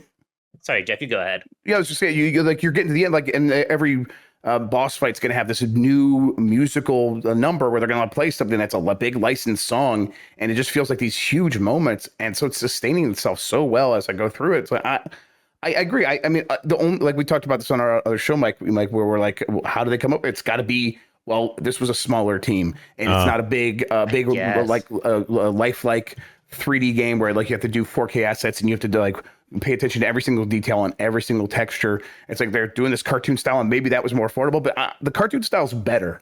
It just is. Good. It is actually just better than almost any other game visually that has been put out. Period. 1,000%, yes. I don't mean to dogpile on poor Forspoken, but are you really going to tell me that Forspoken looks better than this? No, because that's like an open world game with quote unquote realistic graphics. That is a full game, and this is a small game. Like there's a part of me that's almost like they shouldn't charge $30 for this. That's gonna send a messed up message. I dropped $60 on this. Hell yeah, 100%. Right? And I know it's kind of like, trust me, like I get it. We should be happy it's cheaper. A game should be cheaper. Right, it's good for us, but it is also kind of messed up that like this is $30 because it's going to be one of the best games of the year. Yeah. I played off Game Pass, so on PC and Xbox, but like the quality of the animation is like this straight up feels like, I think a lot of people, and I do too, I mentioned this too, is that it feels like a Saturday morning cartoon. Yeah. Like super high quality, like on Cartoon Network type shit. Like you watch some of these cutscenes and the way that the music in the cutscenes and all the sound effects in those cutscenes are all synced together. Like all of the attacks and all the impacts and the mechanical like sounds that happen with the different robots or what's happening in the environment all sync to the beat. That extends to the gameplay too. So like you have that rhythm gameplay system where you're like X, Y, and your jumps. You start doing your jumps to the beat and your dodges to the beat. You get extra dodge if you do your dodges to the beat. And you're like, everything is to the beat. The platforming's to the beat. And the platform is a little squirrely, I think. Yeah. But once you start realizing, that's happening to the beat as well, you get in the flow of it, right? Yes. Yeah. Does it kind of penalize you if you aren't going to the beat? Like I know you do less damage. You do less damage. But all the attacks still happen on the beat, though. That's the thing. Oh. That's why it's not it doesn't feel like a penalty. It is just you're not getting the bonus. You get a bonus if you get it on time, but if you don't, it's like okay, you hit X X Y Y Y to do a combo. The game is just going to make sure that those attacks land on the beat because everything's always happening to the beat, and no matter when you do it. So if you just want to play this like a Devil May Cry, you set the game to medium, you're going to be good. You set it to normal, whatever the mode is. You are going to be fine. Yeah. It rewards you, but doesn't punish you. So right, and there's a grading system too. So if you care about that sort of thing, it grades you on how on time you are with the beat throughout the combat encounters. But I mean, like that's just like a thing on top of just playing the game. So like all these stylish action games give you a grade. So I don't like that's just par for the course for this game. But man, it really motivates you to want to stay on beat. It feels so good that I'm tapping my foot to the music. And I'm playing throughout the entire game, tapping my foot. Yeah, tapping my foot. Bobbing like all the platform, the dodging, the attacks, everything is just to that synced to that BPM. It's fucking even cool. When I'm like just moving, I'm like it's slightly faster instead of running.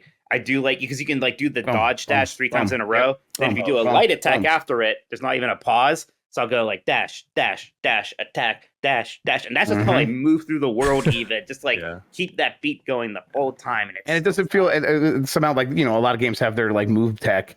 Right. And in here, it just feels like this just feels really a part of it. It feels like stitched together as part of this world like anything else. And honestly, music and video game gameplay going together is a really ancient idea. I mean, it goes back to Super Mario Brothers, where all the sound design of that game was made so that when you were doing things, it would flow together with the music. And it's like, well, of course, we got to a point where we got a really good action game that just actually melded those ideas into one thing. And it paid off.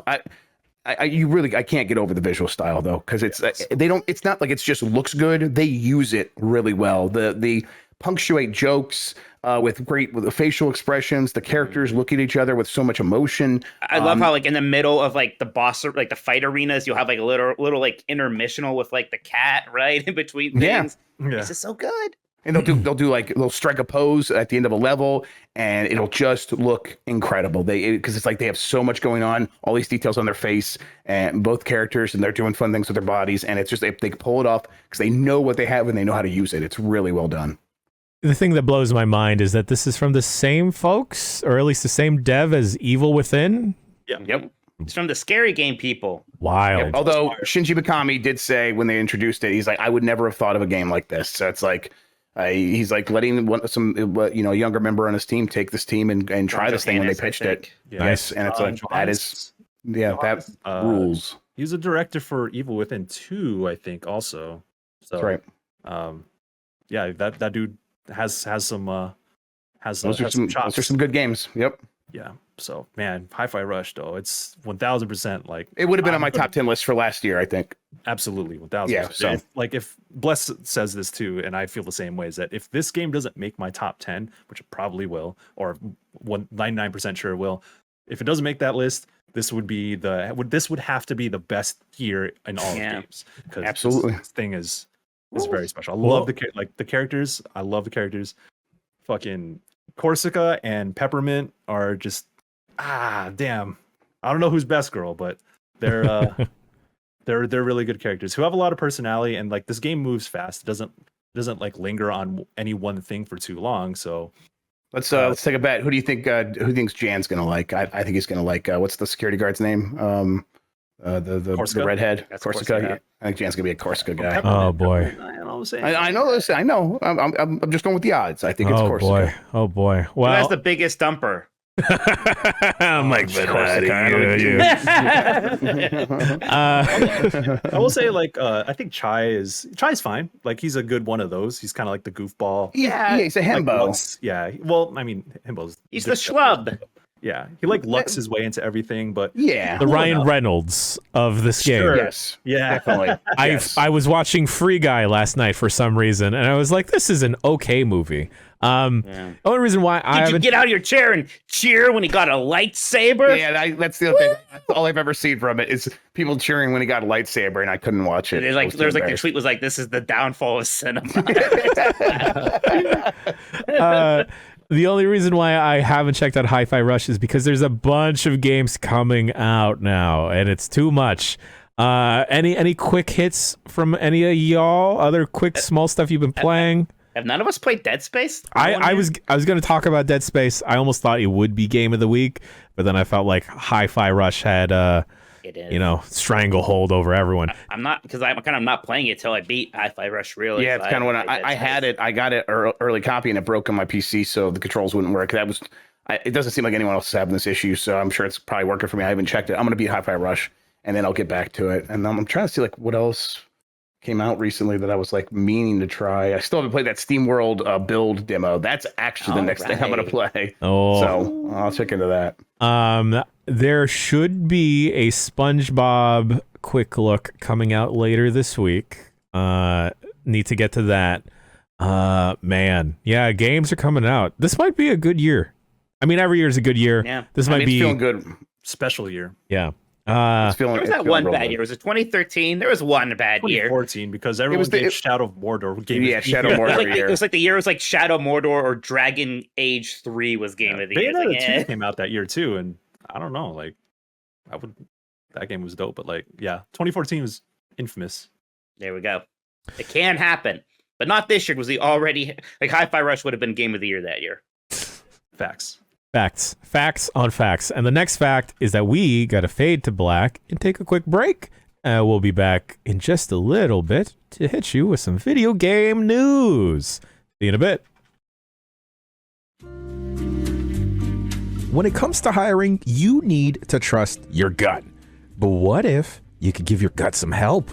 When you want to find top talent fast, you need Indeed.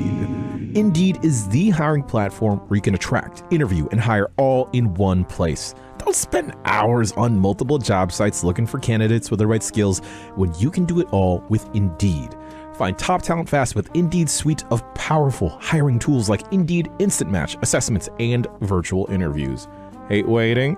Indeed's US data shows over 80% of Indeed employers find quality candidates whose resume on Indeed matches their job description the moment they sponsor a job.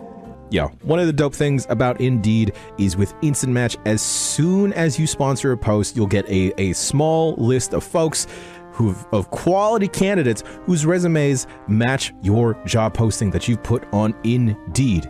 Join over 3 million businesses worldwide using Indeed to hire great talent fast. Indeed knows when you're growing your own business, you have to make every dollar count. That's why with Indeed, you only pay for quality applications that match your must-have requirements. Visit Indeed.com/bomb to start hiring now. Just go to Indeed.com/bomb. Indeed.com/bomb. Terms and conditions apply. Cost per application pricing not available for everyone. Need to hire? You need Indeed.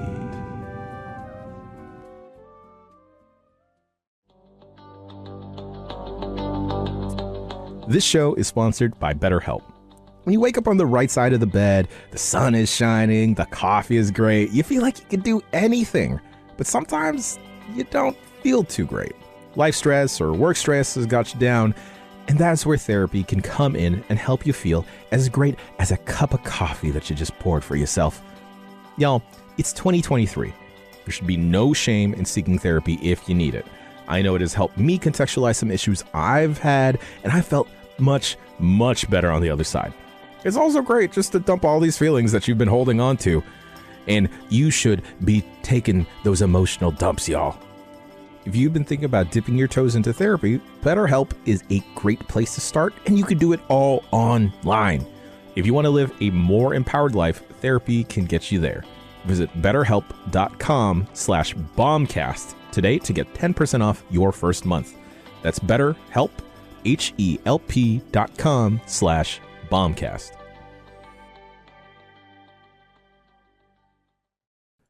And we're back with the news.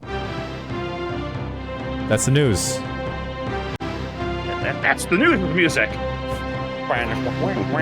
Coming in at 31, it's the news. Jeff Grubb, what's popping off in video game news? Yeah, we got a real big story today. The first one is I beat Mike Tyson. Woo! I did. I beat him in a video game called Mike Tyson's Punch Out. I've been working on it for the last couple weeks. Good job beating your children's game, Jeff. I've been playing it my entire life since I was a child. Yes, and I did finally beat Mike Tyson. So that was pretty good. You can watch that. It's probably be up on the site soon. But we will also be back with a new episode immediately tomorrow. I beat that. That happened today. Tomorrow we'll be getting back into it. I'm going to try to put together a speed run of the whole game so I can get on that board. I've already learned a couple of strats from Dan, and I'm feeling pretty good about it. Like after seeing like, okay, most of these things are just you learn a couple of tricks and you're done in no time. So Mike Tyson was the big problem there. Although I haven't gotten to Soda Popinski, which I understand is an issue as well. So we'll see. Okay. It's always an issue, isn't he? Yeah, Soda Popinski's always been an issue. All right, let's get into this. Starting with 343 Industries is indeed reworking its relationship to Halo. This comes as we've heard a bunch of rumors out of there, and also comes as we heard about a bunch of layoffs. Well, Bloomberg is reporting that at least 95 employees were laid off. That includes full-time employees and contractors. Meanwhile, Tatanka, which is that long rumored mode for the game from Certain Affinity, will be powered by the Unreal Engine and may not be just a battle royale. Could be something more. That's also something we've heard for quite some time, is that this was always going to be a very big new thing for Halo. It sounds like that's exactly the case. No new story content will come for Infinite, but new ideas were pitched for the new Halo games in Unreal. In the Unreal Engine, but those folks were also impacted by layoffs. These are the people at 343 Industries. Now, 343 will still exist. It is still going to be working on the Halo franchise, kind of like they said in that blog post, but they are focused on multiplayer for the foreseeable future, which is also basically what those rumors said. So it sounds like all that stuff about 343 stepping back from single player, not really doing all that, that was all true, and as confirmed by a Jason Schreier report over at Bloomberg. I guess I'm a little surprised it has come to this, because I still am mostly fine with Halo Infinite, other than just not having a ton of content. And so I never thought the answer was, well, just completely stop making content for it, other than some stuff for the multiplayer. Right. I don't know. What do you guys think's up with Halo? It is kind of, yeah, because I think most people are pretty happy with the way Halo Infinite plays. It was kind of just an issue of the cadence of content and other things, I'm sure. But mostly that it may be going to Unreal Engine just going to make it easier to make that content. Yeah, I think so. You said, it's not maybe just a battle royale mode. Well, if you're going to a whole new engine, and if this can't exist inside of Halo Infinite's sort of platform, you kind of have to make all the traditional Halo stuff as a part of this show too. Isn't it going to also just have to have like your normal like big team battles and like your capture the flags and your death matches?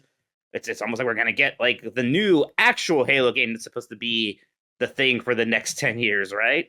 Yeah, and I mean, yes, I think you're right. That's gonna mean if you are going to be hiring people up to work on Halo in the future, it's going to be people who are familiar with Unreal, not teaching them to use Slipspace. I can never remember Slipspace, I think is what it is. Slipspace, yeah. Yes, and so yeah, I think this is Slipspace done for good, and the future of Halo will be in Unreal or some fork of Unreal. It's just so bizarre because for so long, Halo was this storytelling platform. There are books. There's 100 books or whatever. People are very much into the story of what's going on in this universe. And even if Infinite didn't handle that stuff really well, I also do not think it damaged it so irrevocably that we should be hitting the eject button on everything. It's just clear that there are major problems at 343, and everyone at Microsoft seemed to agree. It's just when you talk to the developers that used to work there, they're like, the problems weren't at 343, they were with upper management. Well, 343 is bearing the brunt of the blame here and is experiencing the brunt of the layoffs, 95 people. It's okay. Well, no matter whose fault it was, 343 is sort of being gutted here. Right. I guess we'll see what's happening next. And I know what he would fill out to say, like, oh yeah, it's still dumb. Obviously, there's a big change. Just the fact that there's not going to be a substantial single player thing anytime in the future.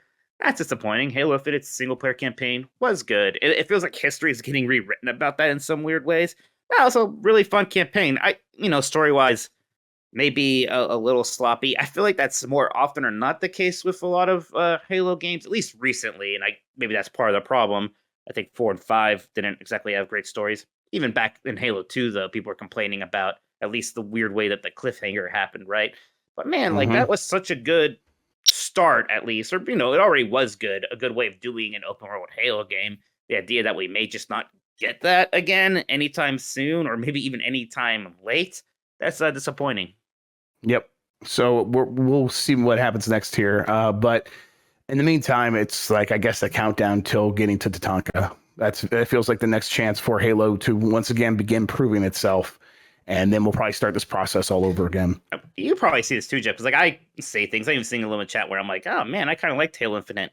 And like the big Halo fans are like, no, I am furious at 343 and they had their chance and I want them gone. Yeah, they had their chance is the big thing. I'm okay. I get that. These are people that have loved Halo for forever. I don't know. I played that Halo campaign and when I was playing it, I was enjoying it. I don't know what else to tell people. Yeah. Yeah, it just seems like it's a mess, unfortunately. Yes, it definitely is, and it feels like there was no answer to the mess, so they are just sort of cutting off the limb, and that's never a great thing. And we'll see if they're able to grow anything back in its place. Sony is cutting PSVR 2 shipment numbers. This comes as people are pre-ordering fewer PSVR 2 systems than Sony was expecting, at least according to a Bloomberg report. In response, Sony is slashing its production and shipment numbers for the first quarter of the headset's life from 2 million to 1 million. Obviously, the cost and compatibility are major issues for the device. I mean, that this is the thing that people I think cite most frequently. It is $550 for PSVR 2 straight up, $600 for Horizon Call of the Mountain bundle with the headset. And then beyond Horizon, there's not a ton of exciting exclusives. And then when you go looking, well, maybe you can go play your old PSVR games. Well, it's pretty spotty in terms of support there. Some games are getting updated and patched. Some games have small $10 fees to run on PSVR 2 after you bought them on PSVR. Still, though, even with all that in mind, where's Astro? Where is Half-Life Alyx? Where are a bunch of things that people kind of assumed would be there and are not? I definitely agree with you in terms of like, there should be more exclusives. Why wouldn't people just get like a Quest 2? Somebody just linked this story from gamesindustry.biz where Sony is already refuting this Bloomberg report, saying... Well, okay, this is production. So, okay, we have not cut PSVR 2 production numbers. All right, let's read through some of this. PlayStation says it has not cut PSVR 2 production numbers following a report from Bloomberg. Now, my understanding is the Bloomberg story is not production numbers, it's shipment numbers. So I think... Some clever language here, maybe? It might be some... Yeah, I mean, again, like I always say with these things, look for the space where both things can be true. They probably are... I mean, you start producing these things, it's hard to slam the brakes on that whole process. But... are they immediately going to be shipping all these out so that there's a ton on shelves? Or I mean, I guess right now they're just doing PlayStation Direct. But it's like, are they planning to make sure that all that stuff? Oh no, this thing is going on shelves in like February, right?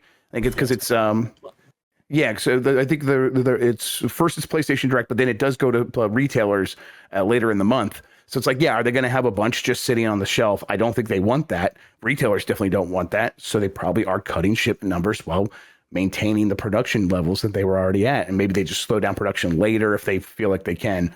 But let's see if we can find the quote here, if there's anything else. The firm told GamesIndustry.biz that it is, quote, seeing enthusiasm from PlayStation fans for the upcoming launch, which includes more than 30 titles. This is just blah, blah, turns blah. to an ad.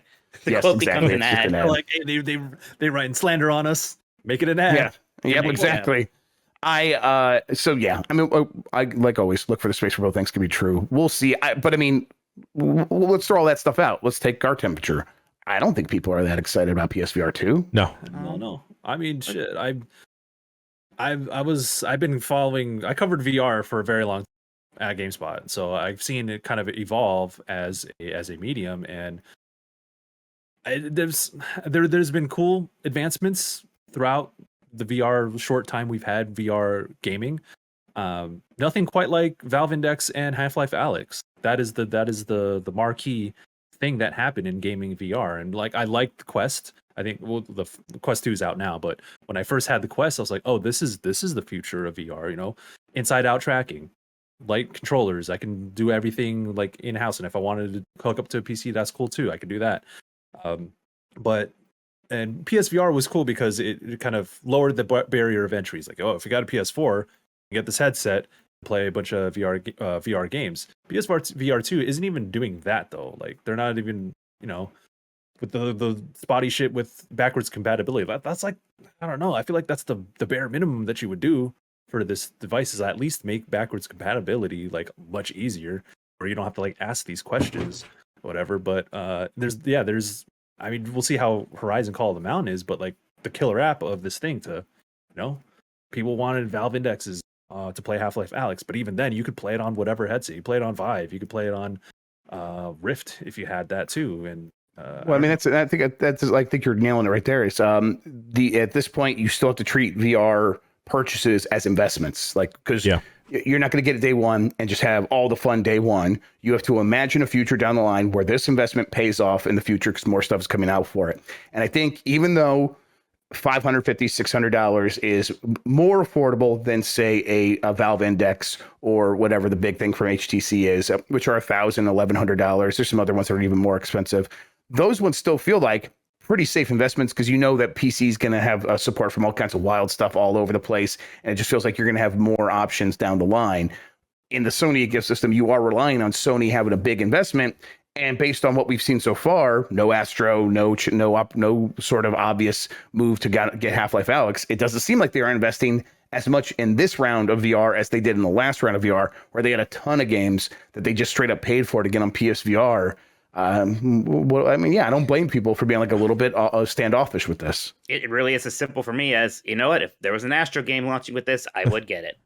Then I would care. Yeah. I'm looking at the VR sphere in a weirder way, but I feel like it's very closed-minded of Sony to only try and market this PSVR 2 as like the next gaming device, right? Like, I feel like Talk Sony. About porn, Jan? Yes, and other media. Mike Minotti, please. Come on, guys, please. Come on. Guys, please. The headset vibrates, just use that for something. But like, I feel like you can pivot it to other stuff. Like, imagine watching Top Gun Maverick in that joint. No, sir. Dude, hitting all the G's and then like just basking in the brilliance of that Lady Gaga song at the end. You like Top Gun? I got Top Gun. I got Top Gun Combat Zones for the GameCube right here. I just picked this thing up at the store. I was going to ask why. I'm not going to ask why. Because he's a GameCube guy. He didn't know I'm a GameCube guy. And get it I got that shit like in arm's reach right now, though. I always have my Top Gun, what's it called, Combat Zones within easy access. You never know when you're going to need it. But I don't know. I feel like Sony, it's like, the people bought PS4s because it was a Blu-ray player, and then they marketed that aspect of it to get that in more homes. 2 million seems like a gigantic target to try and hit.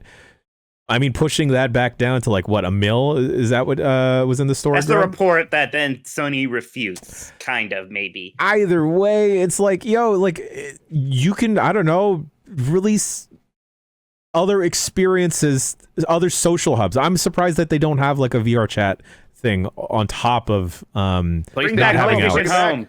Yeah. Home. Room 2. I want HandyBot back. It's so funny to me that PlayStation made a metaverse like for the PlayStation 3. Mm-hmm. No one cared, and now that's like all certain people talk about is the metaverse. And then I wonder if like the aspect that this is another plugged-in VR device.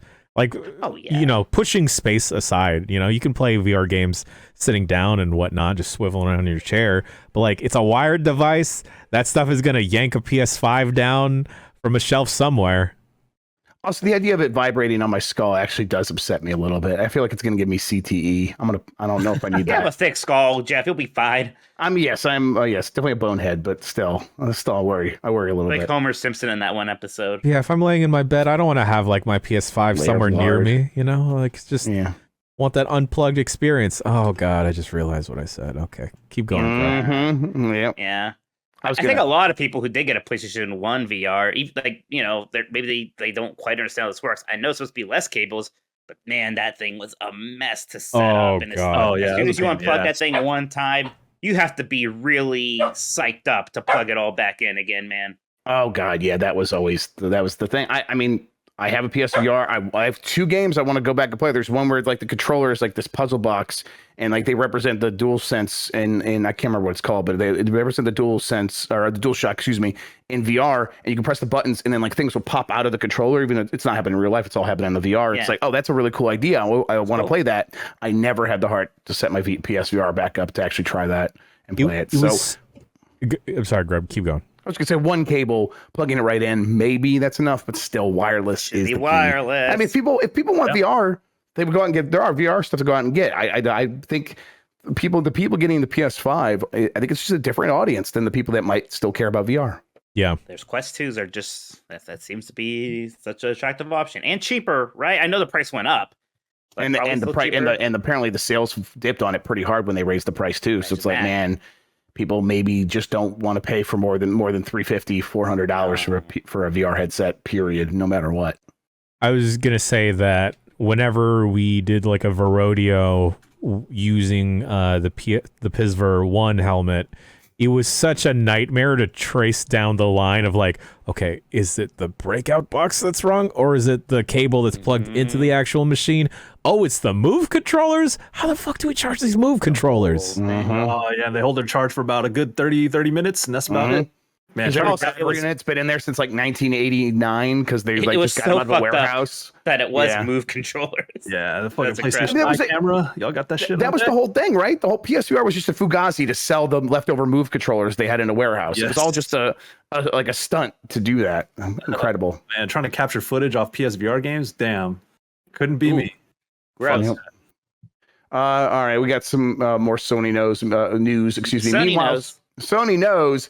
Meanwhile, Sony says PS5s will officially be easier to get this year. So if you don't want a PSVR 2, get a PS5 instead. In an official blog post, Sony Interactive's Vice President of Brand, Hardware, and Peripherals, Isabella Tomatis, thanked fans for their patience as Sony navigated unprecedented demand for the PS5 console amid global challenges. She then said that anyone who is still looking to get their hands on a PS5 should have a much easier time finding one at retailers globally. I know people have said it's in stores now. I still have never seen one, but clearly it is getting easier. And you go to a lot of stores though, Jeff. Really? I go to my Target and my Meijer. That's it. Your local businesses, yes. What the fuck is Meijer? That's like listen. Meijer's some other things. Yeah, Meijer's is a Midwest sort of thing. It's like a Target. Yeah, it's Michigan, but they have some in Ohio too. Oh man, they're newer here. Fugazi. I don't know. It's a Wazi. It's a Woozy. I don't know Axel. I don't know how to pronounce it. But it's over, right? We're past this. Do you guys expect any more disruptions to the supply chain? Is another ship going to get caught in the English Channel or whatever? I don't know. I was going to make a joke about a ship getting stuck. Okay, cool. I was going to make a joke about pirates and Dan Riker and thought better about that too. So they don't stealing things. Yeah. Alongside that blog post, Sony has posted a new TV spot teasing that seems like it could be teasing Uncharted 5. The ad features a number of live action references to famous and recognizable PlayStation games, with one exception. There is a woman with a torch who walks towards an artifact on a podium. There is no obvious PlayStation game for that, unless that is a reference to a new Uncharted game from a studio other than Naughty Dog, because as we all know, Naughty Dog has said it is done with Uncharted.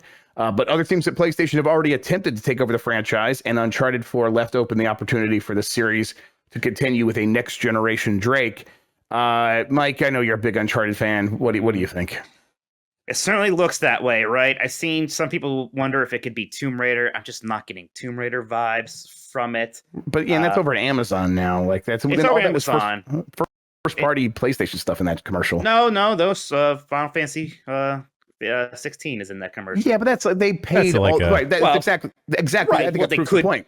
But they could maybe, people would say, oh, well, maybe they're paying for Tomb Raider. I don't think that's happening. We know Amazon's already paid for Tomb Raider, so that's definitely not the case. Yes. All right, then there you go. But yeah, it's got to be Uncharted. And then the question is just, well, who is making it? And I've seen people guessing, like Ben Studios is the one I've seen thrown out there, and I'm like, well, they made one before. They made an Uncharted before because they made Golden Abyss for Vita, and they've also made Bubsy 3D, so they got the stuff. Yeah. We haven't heard from them in a while. It's going to be so rough for whoever it is. Because, following up a Naughty Dog, that is rough. You don't want to do that. It didn't work back when they had to, they made Traveler's Tales make Crash Bandicoot instead of them. And even then, people were like, well, this just isn't the same. And that's way before Naughty Dog has, like, the cachet it has now of being, like, the kingmaker. So that's just going to be really rough expectations. Even I'm kind of like, oh, can it really be the same without them? But everyone else is like, we don't want Naughty Dog to make it either. So, right, exactly. Naughty Dog doesn't want to make it clearly, also, but it's rough because I'm excited. I do want more Uncharted. I like that series a lot. I'm glad it went on a break, and honestly, I would kind of be okay for it to even be on a longer break. Which, hey, these days, just seeing this little thing still means that this game could be like 8 years away.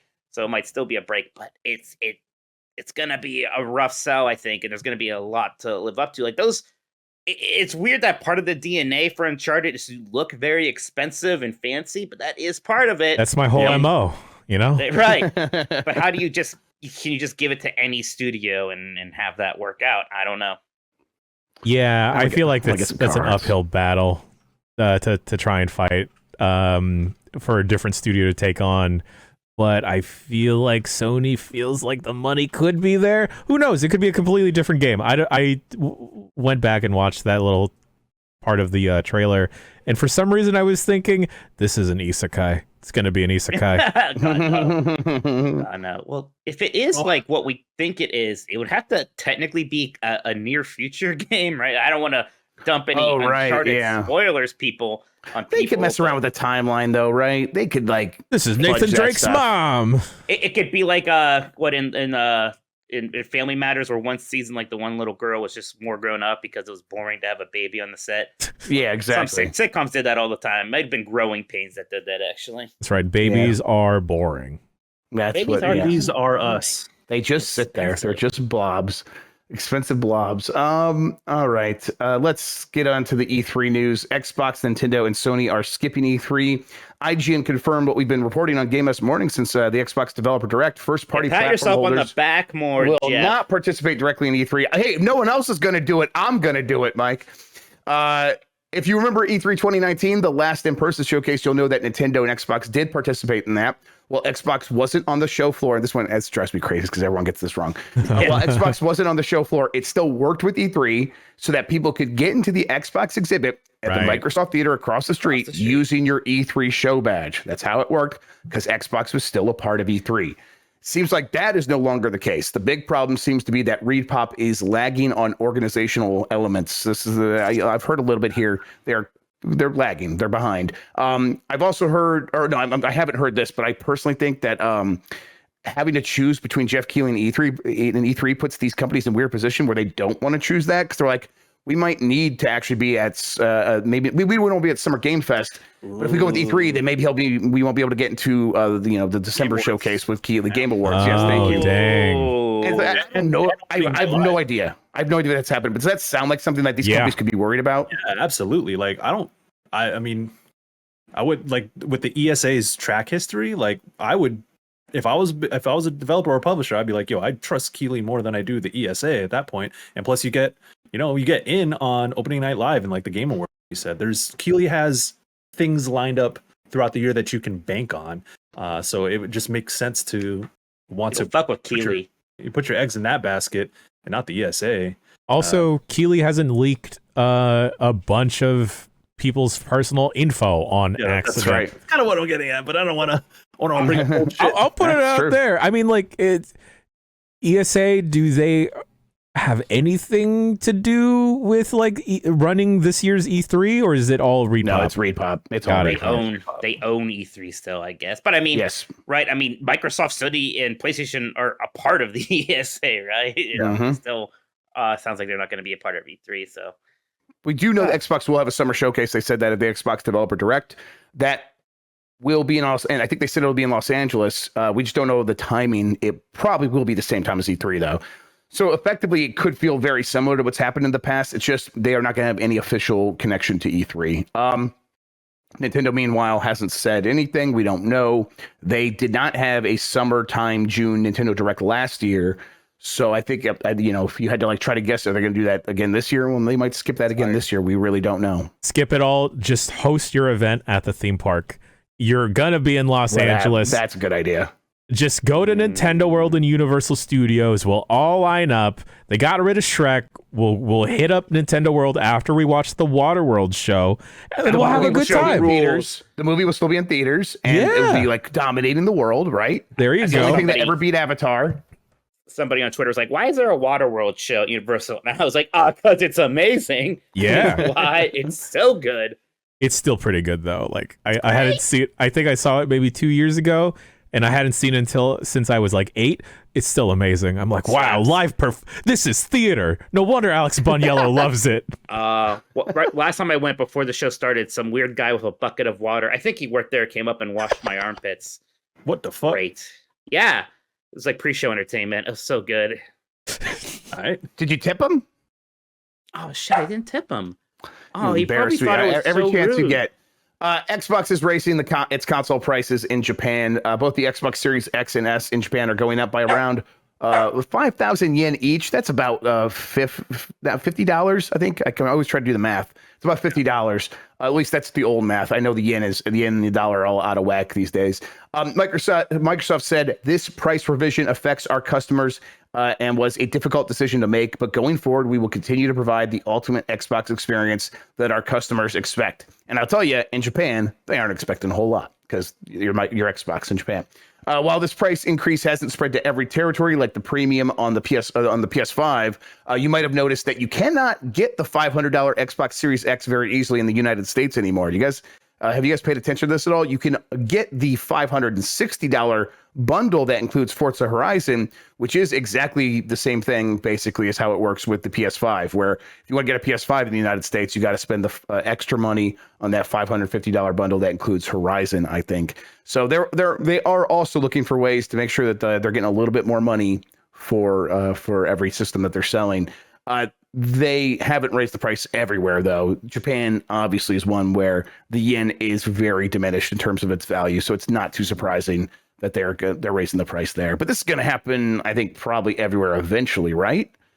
Do you think they slowly raise prices everywhere? Maybe they leave some major territories out. That's what Sony did, right? They raise prices everywhere, but here, so maybe something. It's interesting, like to roll it out slowly instead of doing this big Band-Aid rip. If that's what's happening.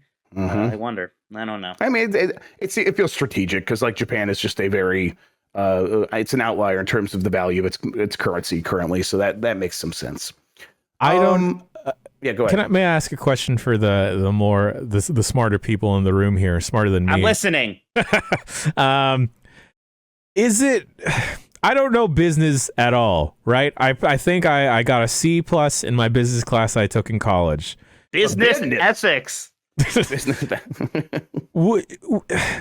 Should they just start higher then go low instead of going low then going high? Yeah. Yes. That's all I'm asking. That's waiting for the future. That's hard. From the beginning of this generation, I think we were just saying like they regret immediately as soon as they launched these things, they regretted not going $600 for these systems. Now, the reason you don't go high and go lower, the reason they didn't do it is, well, you go high and the other company goes low. And now you're the out of touch company that's trying to gouge everybody, and the other company could just like stunt on you throughout those first couple of weeks, and then you lower your price, and now you're not sticking to your guns. You don't think that thing's actually worth what you were charging, what you're doing. People made $599 memes about the PlayStation 3 for like 10 years. Yeah, before we got tired of that. Yeah. Superstring in chat says so. The next systems are going to be $700, right? Yes. Yeah. Everything's going to be so much more expensive. Like, wow. I go get a Steam Deck now, everybody. Everyone says wait for that second gen. Don't wait for the second gen Steam Deck. It's going to be so much more expensive, everybody. Please just go get something now. Yeah. Okay, a quick recap of that Xbox Developer Direct that we are referencing. The Elder Scrolls Online Necrom expansion is coming June 5th. Minecraft Legends, that real-time strategy game, is releasing April 18th. Redfall will come May 2nd. Forza Horizon, the new one, Forza Horizon 8, technically, they're just calling Forza Horizon. I hate that. I'm sorry, no, not Horizon, Motorsport. Yeah, Motorsport. Motorsport. Yes, I said Horizon. They put an opposite of Mario Kart, which never had numbers, then suddenly had numbers, right? This one, we're too good for numbers now.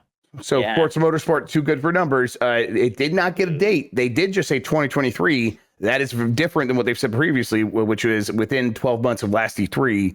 So before this June, it does not seem like it's going to make that. I've heard it's going to be delayed till around September, October. But again, not for sure. I think that's still in flux.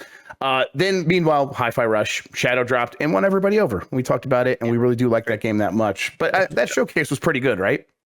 Yeah. Yeah. It's cool. I mean, it's the. I mean, we're not entitled to anything, but I would say it's the least that Microsoft can do after 2022, which is like wildly disappointing. I mean, Phil Spencer is aware of that, and I don't know, to remind people that they got things lined up for the year. Still, I mean, depending on how Redfall shakes out when we get Forza Motorsport, maybe it'll still be and then Starfield. Yeah, presumably we're getting Starfield again. I could have sworn that was going to come out in the first half of this year, but I have no idea what's. Hey, they haven't said it's not yet. They haven't said it. Yeah, I think that game still comes out in June. I believe June still. June. Yes, I know. But I don't know. developer direct. I feel like maybe Xbox was the last one on that train with Sony State of Play, and obviously Nintendo doing Feels it that way. kind of doing it first. It's cool to see these kinds of things, and I think it's necessary when people don't have that much confidence in Xbox. Yeah, and I agree with Pau Rot in chat saying the shadow drops automatically make it a good show. Yeah, it's like, yeah, if you have a good shadow drop, that goes a long way towards making that thing feel like it's worth your time, right? Yeah. It's just like, what are we watching for? We're watching your commercials because we eventually do want to play these games. Okay, well, we knew most of what was going to be in there. These commercials were pretty good as far as watching commercials goes. But, you have a game I'm going to be able to play later today? Oh, it's on the store like within an hour? That's pretty cool and will always be cool. Yeah. Can't get disappointed that way. Yeah, you can't psych yourself out, which is like, I think what they were happy to avoid with that game. Amazon is paying big money for an all-encompassing Tomb Raider deal. So what we were talking about earlier as well. There you go. Amazon is apparently going all out with Tomb Raider. We already know that the dystopian megacorp is making a Tomb Raider game with Crystal Dynamics and Embracer, but is now also planning movies and TV shows as part of a Tomb Raider connected universe. Wow, what's wild is that Amazon apparently paid a lot of money to make this happen. A lot of money. The rumors or the reports were it's second only to what they paid to create the Lord of the Rings show, which is what? They paid $250. Yes, they paid $250 million just for the rights to that, and then another $750 million to create that show. The number that's being rumored right now, I don't know if this is verified, is $600 million. Now, that's very interesting because how much did Embracer Group not just pay for Tomb Raider, but for Crystal Dynamics and Deus Ex and Thief and Legacy of Kain and Eidos Montreal? $300 million. Oh my God! So that is property flipping right there. Are these people stuck in like Brothers shit? Are they stuck in like 2002? How popular do they think Tomb Raider is these days? Exactly. It makes me think of a YG song that goes "Scared money don't make money," but here it's stupid money. It's not going to make money. I don't think.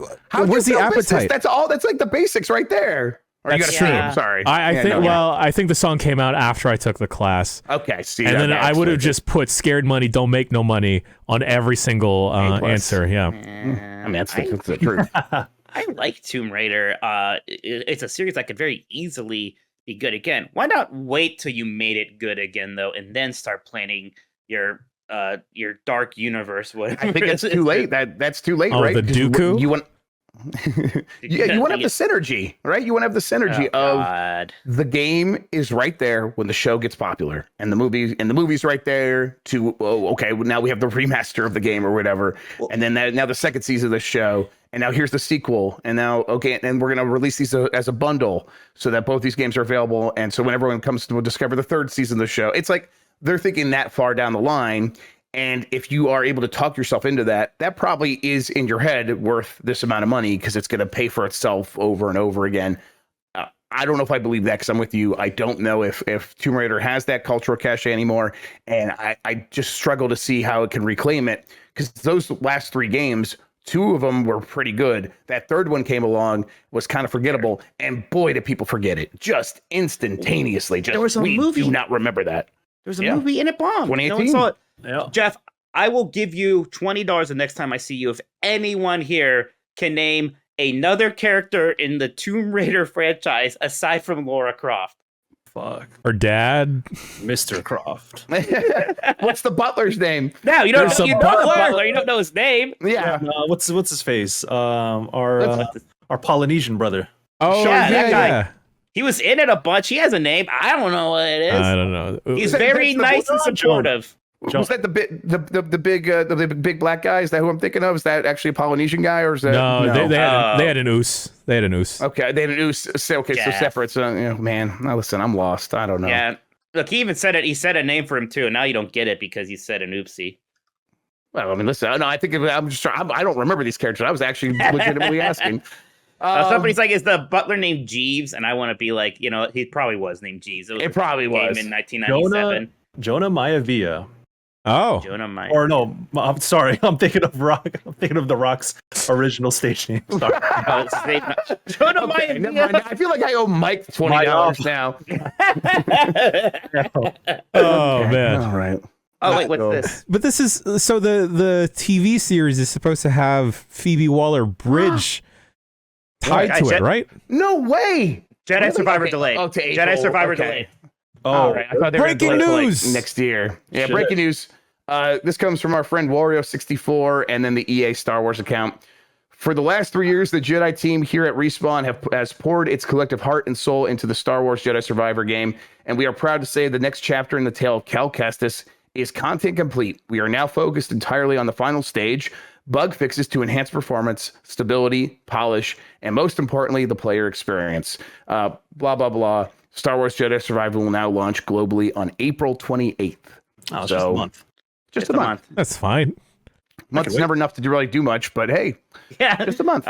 That's the first. Is that the first big one this year? Man, it's just here we go. Yeah, already. It's an EA special, right? They did. This was internally. They delayed Need for Speed a month. That was supposed to come out in November. It came out in December, right? I feel like they did Battlefield.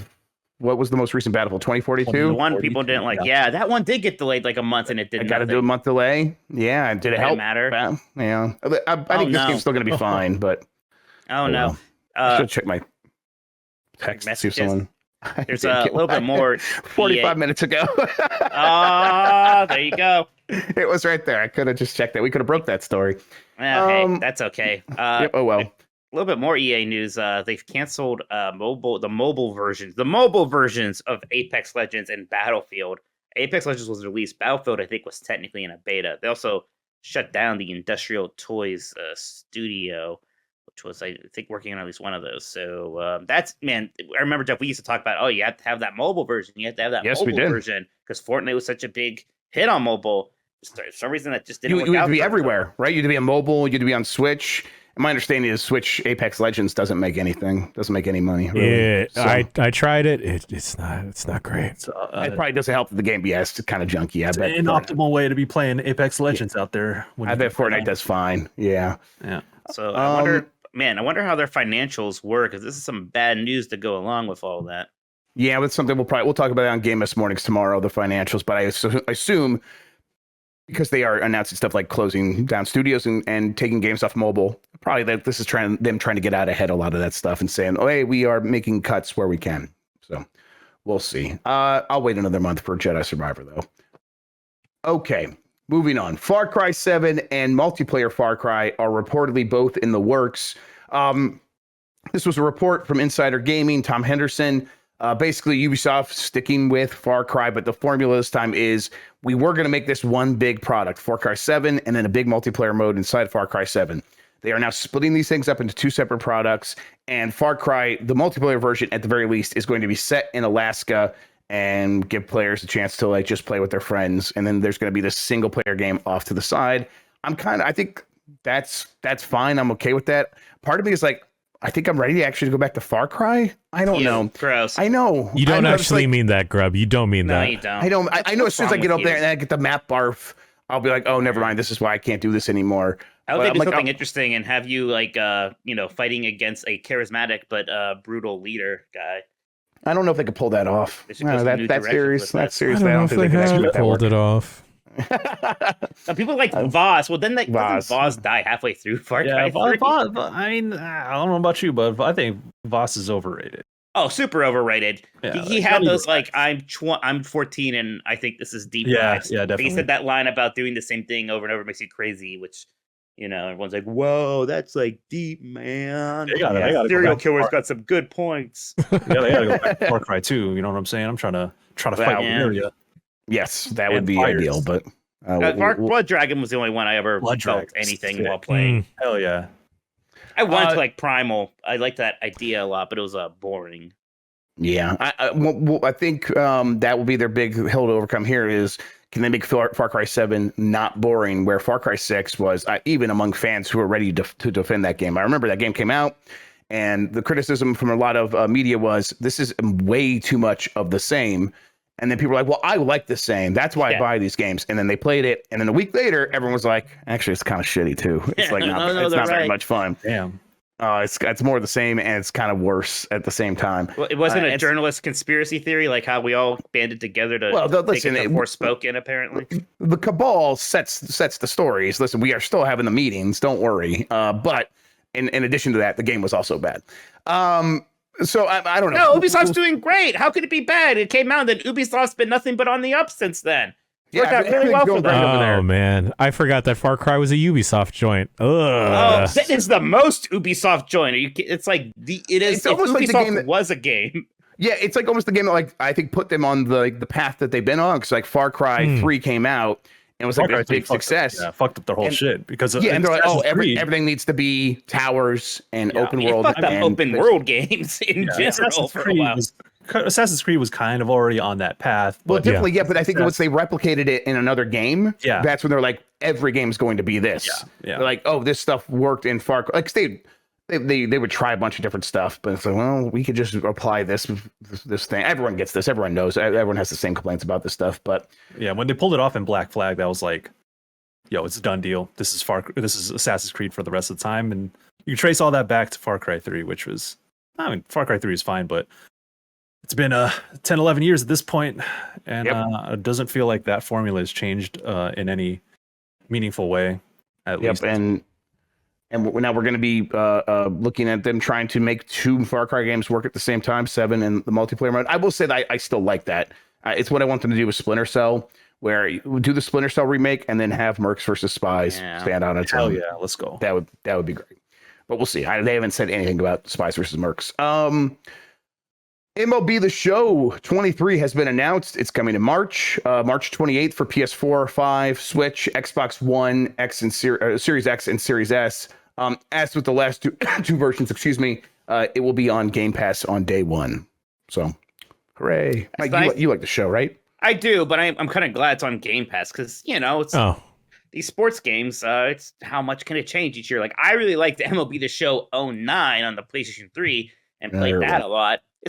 It hasn't really felt that different since then, but if it's on Game Pass, it's like, I can like check in real quick and see, what's different. And once I realize nothing is that different, still play for a little bit because it's fun, but then move on with my life. More breaking news. Bummer. Yeah. Open letter to the Rumbleverse community, written by the Iron Galaxy dev team.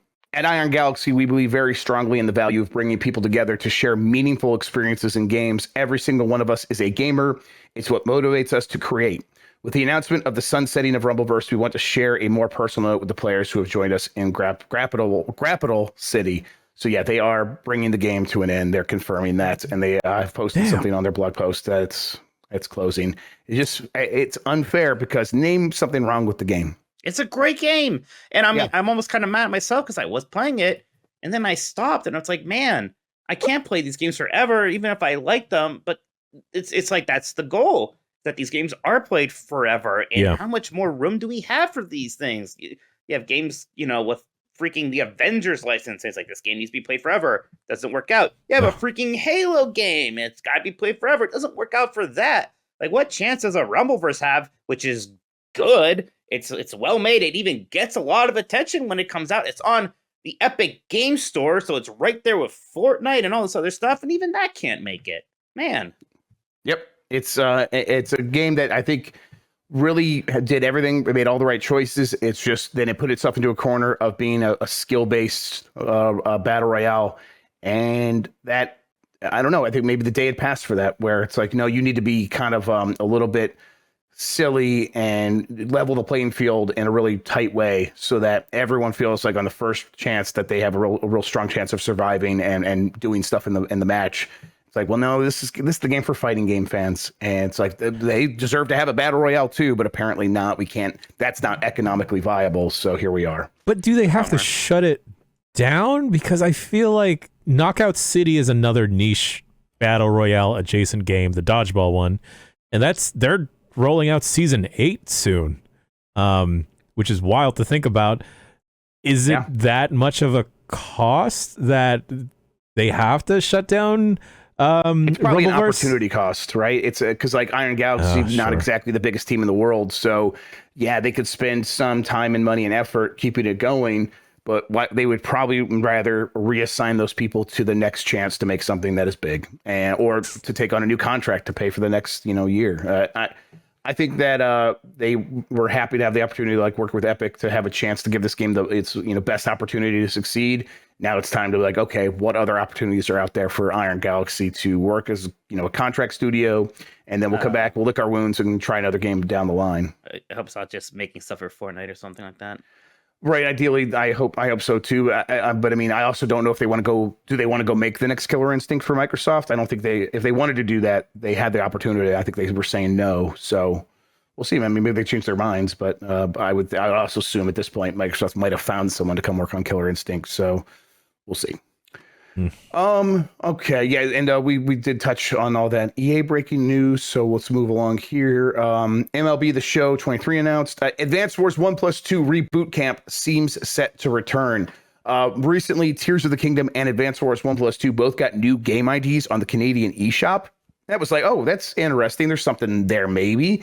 Around the same time, Walmart, a bunch of other retailers began taking pre-orders for the game as well, which seems to signify Nintendo gave them some heads up that, hey, pretty soon we are going to drop this game. Now, early February is almost invariably a time for a new Nintendo Direct. I've heard there'll be a Nintendo Direct the week of February 6th. We'll see if that's exactly right. That those things could always be a little bit spotty. But even still, I mean, that's when they do those things. So that would make a lot of sense. At the same time, they could also just drop this game as a tweet whenever they want. So yeah, we'll see. But it does seem like this is finally happening, right? Isn't it a little weird to do it so close to Fire Emblem coming out? Yeah, different type of war. Different type of war, but man, like I know you love your tiles, Jan, but I've already got a tile base game with usually made by like the same developer. Even I know is way forward making the remake here. These things are very similar, and I know I'm probably at a certain point. It's probably that is less of a concern than that fiscal year coming to an end, right? Yeah, sure. Just get. Isn't there maybe some other things that they have ready to go that we can push out instead? That's a little bit less tactical. I have no idea what you're talking about. Maybe. Right. Yeah. My friend did have a good idea. It's like I could just keep making hair bets, and then that could just be my monthly excuse to go get a haircut. Oh, the back of your hair is shaking over there. I've never seen it do that before. That's weird. All right. Rumble versus reportedly shutting down was going to be the next story, but I think we've now confirmed that. No more. Is not reportedly anymore. This kind of hurts me inside because I was thinking of the demo derby that y'all did recently. That's now on the site, and that good. When we did the live premiere, I put the Twitch category as retro because that's what the PS2 is now. And I'm thinking that Advance Wars 1 and 2 Reboot Camp is going to have that nostalgia push, and it hurts me inside now that I'm over on that side of the hill. Oh, yeah. Of like, Advance is super retro. An old son. No. Oh, no. The 30-something has something to say. I remember the old days. Yeah, that's right. No. That's right. Here you are. I've accepted being old. Last year, I turned 35, and I just got colder all the time. So that's when it like hit me finally. All right, I guess that's my body telling me something. All right. The Crew Motorfest gets announced. We talked about this before during the break. I'm trying to remember. Like, did we already talk about this? That was just during the break. That's me telling you about it. The Crew Motorfest gets announced. The Crew developer Ivory Tower is bringing the series back, but this time it's less about driving across the United States of America. Instead, the game is going to Hawaii for a festival of motors. Basically, my favorite kind of festival. Exactly, the festival of motors. I just like to see things go round and around. Yeah. This is just going to be their Forza Horizon, which we go back to Ubisoft and like, what is their MO? Make everything like Assassin's Creed and Far Cry, and then do what everyone else is doing exactly the same. Hey, they got a Breath of the Wild. Well, so do we. Here's Immortals Phoenix Rising, and now here is our Forza Horizon, the Crew Motorfest. You guys are all big Hawaii's crew a heads. Fun place to set it, right? Yeah, I mean it's like there have been successful open world racing games set there, right? Wasn't Test Drives or something? Test Drive Unlimited 4 or something like that. Yeah. So yeah, let's go back to Hawaii. I'm down with that. But you guys being big crew heads, you guys are down for this? Oh yeah. Oh yeah. I won't shut up about how the crew. Yeah, we roll heavy with the crew. Best thing to do is to get my crew, grab some brews, and play some motherfucking crew. Let's go. I don't encourage both brews and crews. Right, the only way. Separately. Looks like you're in for brews. Cruising for You got I'm gonna beat you up and you'll get a Yeah, Crew 2 is that shit ain't it. Sorry. Yeah, I did not enjoy my time with the Crew 2. Crew 2 rhymes with booze, bruise, and who? All right, mute his mic. Cut Pitch Black Mountain Dew. Yes. God damn it. Jeff liked that match. My next, I do like that. It was very fun. You're stupid. My next story just says Yoshi P did something. This is the real reason we have both of them here, right? Yes, exactly. They said they would explain this to us. Okay. He's very disappointed in you, Jeff, is what's basically happening. Yoshi P is very disappointed, unfortunately. So, in Final Fantasy XIV, the critically acclaimed MMORPG, the free trial up to level 60 and the free expansion, the award-winning expansion, Heaven's Word, there are very, very difficult boss battles called ultimates. They're like people spend days figuring out how to defeat the bosses in the many phases in an ultimate. The ultimate that just came out with patch 6.31 is the Ultima or the Omega Protocol top. It is the latest ultimate fight, and highest level players, they all kind of, get their crew together, try and take this down, try and be the world first. So the world first is kind of an unofficial race to see who can clear the fight first. And they do it for every Savage raid tier, and they do it for every ultimate. And Square Enix and Yoshi P kind of unofficially endorse the world first. They don't necessarily put any resources behind it. They don't do any official promotion of it. But if a team can prove that they were the first ones to clear the ultimate or the Savage tier, then Yoshi P usually sends a message to them. Posts a picture, gives a thumbs up, and says congratulations to so and so, and thank you for playing, and good luck to everyone else. Here's a dick pic. Yeah, I get it. Yeah, and listen. Oh, sick. The Omega Protocol. There's a team in Japan called Unnamed who they compete in the world first regularly. Whenever there's an opportunity, they usually take part in it. They don't always win. I think they've won one in the past, or maybe a few. But they've always kind of been in that mix. Now, the problem is that they claim to be the world first. And folks can in the chat, and maybe Mike, you can kind of fill in the gaps if I miss anything. So word on the street is that they were the first to clear. And there was a video that came out afterwards that was I think was unlisted on YouTube, where one of the players had a zoomed out camera, fucking zoomed out to the point where you could see the entire arena. Now, this is advantageous because you can see, if you could see the whole arena, you can see the mechanics much more clearer. And I've watched some people play Final Fantasy 14 before. Isn't it always pretty zoomed out? The characters are much more so than you're even thinking. No, so how many pixels tall is their character at this point? Very small. Oh, okay, very small. Yeah, and you can't do that in the game naturally. You have to use third-party tools. And this has been a problem for a very long time, where Square Enix doesn't want to endorse third-party tools because it's kind of a gray area with cheating and whatever, and security issues, all this other stuff. But they, so when the last one came out with 6.11, the Dragon Song Ultimate, there were problems with people, or they were using audio cues to indicate certain mechanics, all this other shit, using ACT, which is another third-party tool to help players it's not necessarily cheating, but it's aids that kind of help, something to aid them with understanding certain mechanics. So they got caught with a player using one of a third-party tool to zoom the fuck out on the map. And it's obviously that's going to help them. And that takes a third-party tool, and Square Enix is with the last tier, they were like, hey, we're not actually going to say anyone officially won the world first race, but we're going to be congrats to those who have cleared it, I guess. And then this time they basically said, this morning they put out a statement on the Lodestone, which is the official blog for Final Fantasy XIV that Yoshi P often writes in, and basically said, listen, motherfuckers, we need to talk.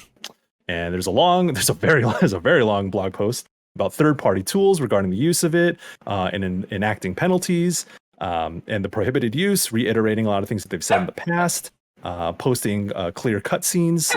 There's a cutscene that plays if you finish it, and kind of spreading videos of that and all this other stuff. So yeah, they got caught and they're mad. And basically Yoshi P said that we are no longer, for the foreseeable future, we are no longer going to, mention or even tacitly endorse the world first. Y'all can keep doing that shit, but we're not gonna touch that. And then there's also, if I recall correctly, someone in the chat posted a tweet. It was in Japanese, but from what I understand, what others have been saying is that they have removed achievements that are tied to gear and stuff and clearing and things like that for at least temporarily, I think. But I'm a little iffy on those details. Ooh. You know what this sounds like to me? It's scene drama. It sounds like you guys got your MMO scene over there, and there's just drama happening, and you guys can't get your shit together. What's weird to me is I played World of Warcraft before this, and World of Warcraft is just the opposite. Everybody uses everything and it's the Wild West. Right? Like I watch like this guy who does like healing videos, and I was watching him do it like a high end dungeon, and there's literally just like a voice like AOE 5, 4, 3, 2, 1, just like his screen getting littered with basically telling him what to do. It's just insane what the mods do there. And like at some point there's this argument to be made. I think that's why they don't want that culture to kind of come into Final Fantasy 14. It's like, well, what are we even doing here? Are you playing the game? What's going on exactly? And you can make cases either way on that. But it is hard to keep that genie in the bottle, especially when your biggest competitor has such a completely different mindset for it. And people who play that game and just come over to Final Fantasy 14, they have a hard time wrapping their head around, what do you mean I don't install mods? Like, that's just what you do. Like, when you look at a guide of how to play World of Warcraft, it's like, oh, here's your character, here's your thing. Here's the mods you need to install. Yeah. So I think someone in the chat mentioned that it's a permanent removal of the achievements. Players will have to re-clear again if they want to get them, if they weren't outright banned. It's very disappointing. So there will follow up from Propaganda Panda says the odd thing is Square has yet to prove that they cheated. But I mean, like, cheating is, I don't know if cheating is the right word for this.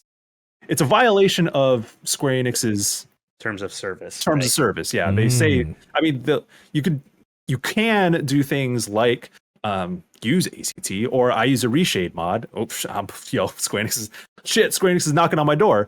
Technically, you are also like in violation against the terms of service. But it's kind of like a thing where it's like, if you don't publicize it, we can't catch you. We don't have any way of scanning your game to see. Yeah, someone in chat says it's play don't tell. Yeah, just don't stream with your mods turned on. You have your mod computer. Yeah, they've kind of said unofficially that if you use something like ACT, like track DPS numbers, like, if you ever harass a player over their DPS output or wherever the fuck it is, they're going to bring the hammer down on you. But if you have it on for like self-reference, whatever, like some raid groups do this all the time just to be like more efficient and look at the numbers where they can. It's normal shit for hardcore MMO players is if you don't publicize it, if you don't use it to make someone else's life miserable, then you're kind of in the clear. So I feel like this shit kind of, it happens frequently. Final Fantasy 14. Personally, I think like if this is the biggest drama in 14, you're in a pretty good place. There's a part of me that's like it seems like Yoshi P's real upset. I'm like, calm down. I mean, like there are worse things that happen in like other games. Like overall, like I think people always say like Final Fantasy 14 is like one of the more welcoming communities in MMO, also other stuff, which is true, I believe. But so something like this is, if this is busting their balls, like, I feel like there's bigger fish to fry out there. In the world. Like whatever. The guy used the zoom out thing for the world first, and whatever. So yep. Well, you guys have fun with your little game. Good luck with that. Thank you. Thank you, Jeff. You have fun setting prices for hot dogs and Madden 2003 or whatever the hell. Yeah, that sounds like a good time. How what kind of hot dogs are we talking? You shut up, Jan. You got brats. You can do whatever you want. This is how you pay for the team, right? Come with anything, or look, I get mailed this extra mustard's extra. Yeah. You want me to mail his bag of hair to you? It could be your problem now. Well, I don't want it. You think I want it? All right. No. Maybe like a hot dog combo should just come with another hot dog. Ooh, man, that's what I want right there, man. You nailed it, Jan. That's a thing. Okay. We got to shift gears down a little bit here just to wrap up the news. A sad so long to Amy Wershing, which I think that's how you say your name. Apologies if I got that wrong. Annie Wershing, the actress who played Tess in The Last of Us. She was 45. She died. Very sad. It's before her time. But shout outs to Annie. That does it for the news. We can hand the show back over to Jan. It's all yours now. Here it is. I'm going to take this show, and it feels like it needs to go for a little bit of a walkie because it won't be quiet. So we're going to take this podcast around the block real quick, and we'll be right back with some electronic mails from you, folks at home.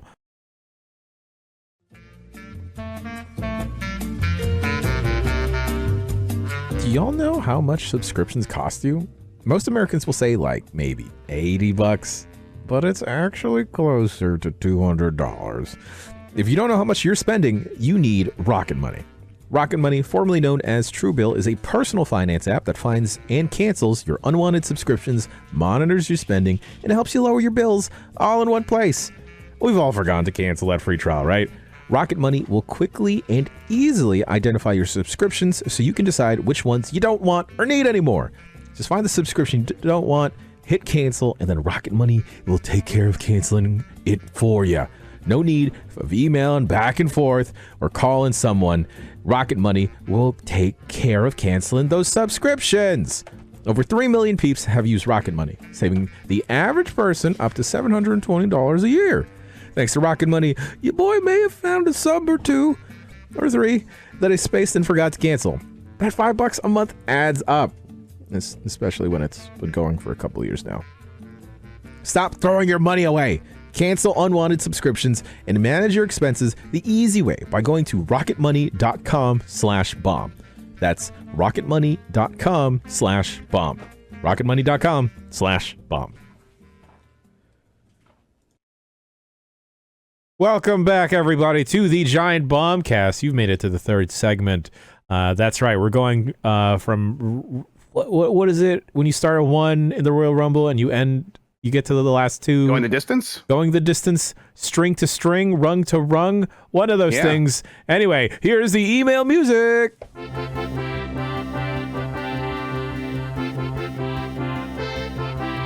This music sucks. Yeah. We got to change it. The same shit for like 10 years. Come on now. I can't compose anything. I could play I could play chop suey on the ukulele, and that's about it. Sick. It's pretty cool though. That is pretty cool. Bombcast. Wake up, grab a brush and put a little makeup. Eyes of scars that fade away to shake up. Why'd you leave your keys up on the table? There you go, creating another fable. Mike, why was the man washing your armpits? Stop. Why? What do you mean? It was for fun. He's warming up the crowd. He's cooling off the crowd, it sounds like.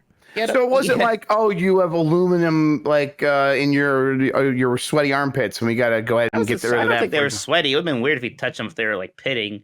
But no, he was like walking around with a bucket of water. I think he's pretending to like dump it on people. And he like sat next to me and like just lifted up, like started. How old were that. You?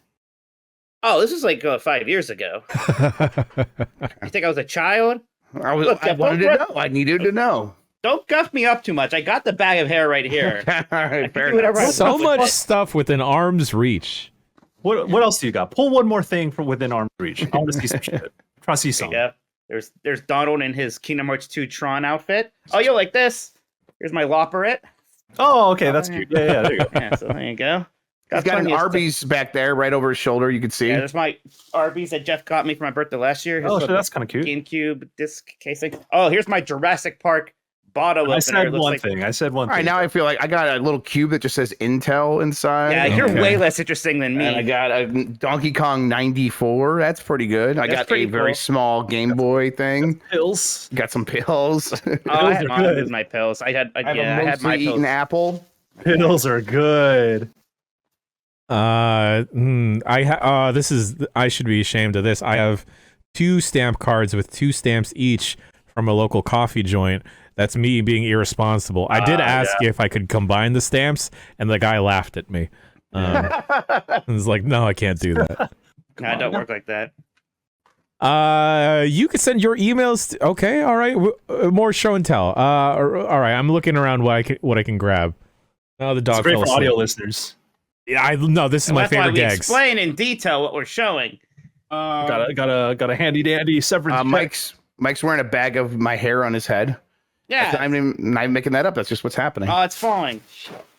Wow. Get back over there, you. Don't take or move around on your own again. I don't like that. Actually, I have this really cool New Day sticker that I bought like a long time ago. That's cool. Ooh, no, Okay, hold on. So like a animated Are style. they holding him? There we go. Yeah. There we go. Look at that. That's great. Yeah. That's really good. Look at the thighs on that man. Jeez. Yeah. Bombcast at giantbomb.com is the email address you can send your emails to. You can send us pictures of the closest odd thing to you by your desk. First email comes from Pat in Milwaukee. This is about Pro Controllers. Hi guys, big fan of the cast. Just wanted to chime in regarding your discussion of the Elite controllers and extra paddles.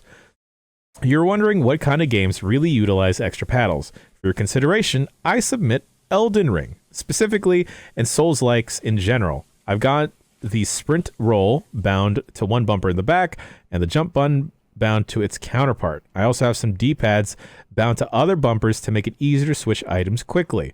Having spring roll and jump easily accessible without having to take my thumb off the joysticks helps immensely in fights, and especially the platforming sections, which I'm sure everyone agrees is just the worst in these games.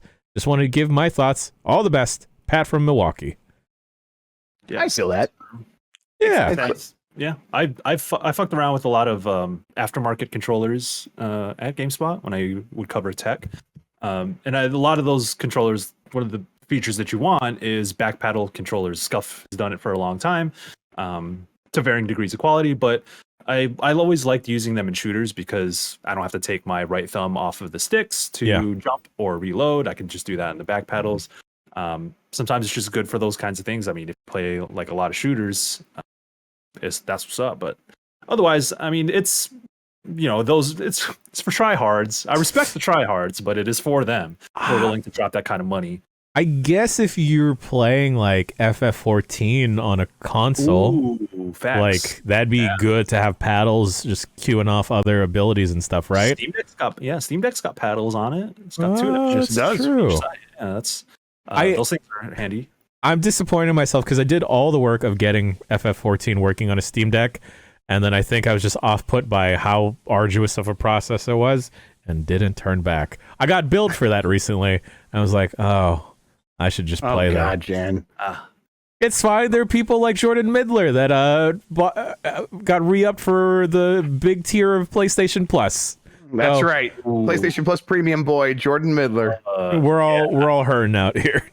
I dropped $120 on that last month, and I better remember to not do that. Yeah. I'm caught on whether or not I want to keep my Pokemon Home subscription going because I don't know if should I just like put all the Pokemon in a game and just keep them there? I don't know what to do, man. That sounds like so much work. I did just use, I think, one of our sponsors this week. I don't know if we had it or not, to like find out like what I was spending money on. There was some weird shit in there. That must have, yeah, that must have been the penis pill company. Yes, exactly. Yes. Shout outs. If you have a hard time finding your subscriptions, Yes, I had a very hard time. Excuse me. Next email comes from Nikki. We read this during the pre-show. They send in, Michael keeps talking about my wife, and I don't like it. I think he should apologize to me. They later follow up with a second email. Oh, first time, long time, etc., etc. Nikki. Thanks, Nikki. Thank you, Nikki. Anyway, Corsica is that's Corsica. Okay, there. Yeah, I couldn't remember. Listen, that's my girl. I love a good Scottish anime lady. Oh, yeah, I think I've discovered that I do as well. This is why I bet that Jan would be into it. Yeah. What? Oh, are you Googling it right now? It's with a K. Thank you, Grub. Oh, yeah, you're welcome. Oh, cool. Next email comes from, oh gosh, I apologize. I didn't write your name down. This one is about comics. Hello, Bombcats. I've been a long-time listener and a lifelong comics fan, so imagine my delight when I start to hear Jan start dropping some deep Marvel lore shit. So, fellow Merry Marvelite, I have a few comic questions for you and anyone else if they feel like adding. Question number 1. Are there any current comic creators of the past 5 or so active years in the industry that you're particularly big fans of? For me, I'd say my hands-down favorite writer is Al Ewing for his excellent Immortal Hulk and his current run on X-Men Red. My favorite artist is, without question, Pepe Larraz. Google his work. It's beautiful. Question number 2, if you were to present one full comic run, graphic novel, etc., that isn't Watchmen or Dark Knight Returns to someone who doesn't read comics, which would you recommend for me? It's Rick Remender's Uncanny X-Force. Oh, fantastic book. It's big, stupid, dark, intelligent, often violent, beautiful, and tragic, in addition to doing more to push more badly needed character development on Wolverine in a way that isn't cloying. It also introduced the world to the sublime pencils of Jerome Apina. Thank you for your time, and keep filling our ears with Stream Deck voice mod effects. You got it, buddy. Whoa. I would recommend Saga. I know everyone does. I'm a pretty basic bitch when it comes to comics. So Saga is just, if you haven't read Saga, you should go read Saga. It's worth it. Yes, I was going to say Saga. Yes. I'm not a big comics guy, but The Life and Times of Scrooge McDuck by Don Rosa. I know that sounds like just me being on brand, but it rules. It's a very, very good. I forget the writer and the artist, so I apologize. But there was a recent run on Doctor Strange where they basically turned it into Harry Potter, which was fun. It was like Strange Academy, I think, something like that. Ooh, fun. It was a really cool run. You had Steven and you had Loki being like, I don't know how the fuck to run a school. There's a bunch of teens with wizard stuff. Did the kids torture each other? They probably just they did not poop on the floor and teleported away. They just used the they toilet. Don't poop on the floor. They poop in their pants, Jan. Come on. Right. I apologize for not remembering that dumb detail. No, I think that's Star Trek where they just teleported out of their bladder in the first place. Well, that's completely, that's like they don't even ever like use their ass muscles, so it's probably atrophied. Yeah, atrophied buttholes is my favorite like, band. I imagine if they got stranded like on a planet and they had to actually take a shit, it wouldn't work and they would die. Yes, indescribably painful. Yeah. Yeah, it'd be terrible. Okay. Podcast we have here. Fantastic podcast. The two trades that I would put together and recommend is probably just like a nostalgia hit for me. Definitely the TMNT Last Ronin book. It's really good. It's set in the future. There's only one of the 4 turtles left, and it's very vague as to which turtle it is. I'm not going to say. Oh, you don't know. You don't know? No, that's so cool. Yeah, you don't know at the beginning. It's Michelangelo. And the fact that you wouldn't be able to tell it's Michelangelo is so messed up. He's been like hardened and like bittered by time. And then the second one, surprise, surprise, folks, it's the run of Power Rangers Shattered Grid. Whew, boy, I love Power Rangers. We all know this. Go listen to Armed and Rangerous. Matt, I'm sorry, we'll eventually get on Armed and Riderous eventually. Boy. But yo, imagine y'all, if the Green Ranger stayed evil, and then that's the whole dark world we get. That rules. Yeah, exactly. He embraces the dark cinematic universe. R.I.P. to JDF as well on that tip. But yo, it's so good. And then you get all the OG Rangers get their time to shine. Trini gets such love and homage to the actress that passed. And then my boy Billy. What about Billy? Billy gets his shine, but also there's like Kimberly is like, yo, I'm bad now, but I'm not bad, and there's gonna be more time traveling, and then we're gonna get all these other Rangers. It's great. Shattered Grid is amazing. I like Ed Brubaker's Captain America run. I know it's old now, but that's what I like. I'm sorry. That's fine. Thank you. All right. Next email. Let's just read a baby's handful more of emails. That's not a very big handful. It's like you could put like two. Just a little one. Two emails on there. Like maybe a couple of words. Make the font like 50 small. kilobytes. Yeah. Yeah. How much? Oh, actually, I don't want to think about my personal Gmail and how much data it's actually. I know it's so stressful. I paid them their blood money. Yeah. I have 19,400 unread emails on my personal. 115,000 on my professional. Oh, thank God! I thought I was alone in this. Okay. Nope. No. I did not think you were the same as me, Mike. On that stuff, I'm the same way. I ain't hit 6 figs yet, though. Never read an email. I'm a 6-fig boy. Let's go. Yeah. We always say that about you behind your back. Nothing but fun comments. All right. This one is about gifting etiquette. Hello, Giant Bomb crew. With the holiday season in the rear view, I have a question for you all about video game gift etiquette, specifically the etiquette around being the receiver of a video game as a gift. I was very lucky this year to get 4 games as gifts this Christmas. 3 of them, God of War Ragnarok, Hades, and The Quarry, I have since played and loved. The 4th, Harvestella, I have just started and it's interesting. I'm not sure this game and I are going to gel. It's also apparently at least 50 hours. So my question for you is, what do you do when you're gifted a game that isn't clicking with you? How long do you stick with it in the name of gratitude for the gift? Are you obligated to finish the game? For reference, the gift giver is someone who will know whether or not I am enjoying the game and if I finish it. I don't want to hurt any feelings, but also 50 hours is a lot. Thank you and keep up the great work. Haley from Toronto. Damn, you've done so much more than I would have done. No, look, that person didn't make the game, right? Like, that's not their fault you don't like it. Just say, it was interesting, but it's not for me. It's fine. Yeah, it's okay. It's like, it's fine. I mean, like a wise the share zone once said, shit sucks. Hit the bricks. Yeah, hit the bricks, baby. Yeah, Harvestella, that's a tough one. Sorry, I'd say like, you gave it a fair shake. You gave it a chance. It sounds like. Yeah. You went and wrote an email to a podcast about it. So yeah, right. You've given it more weight than you needed to.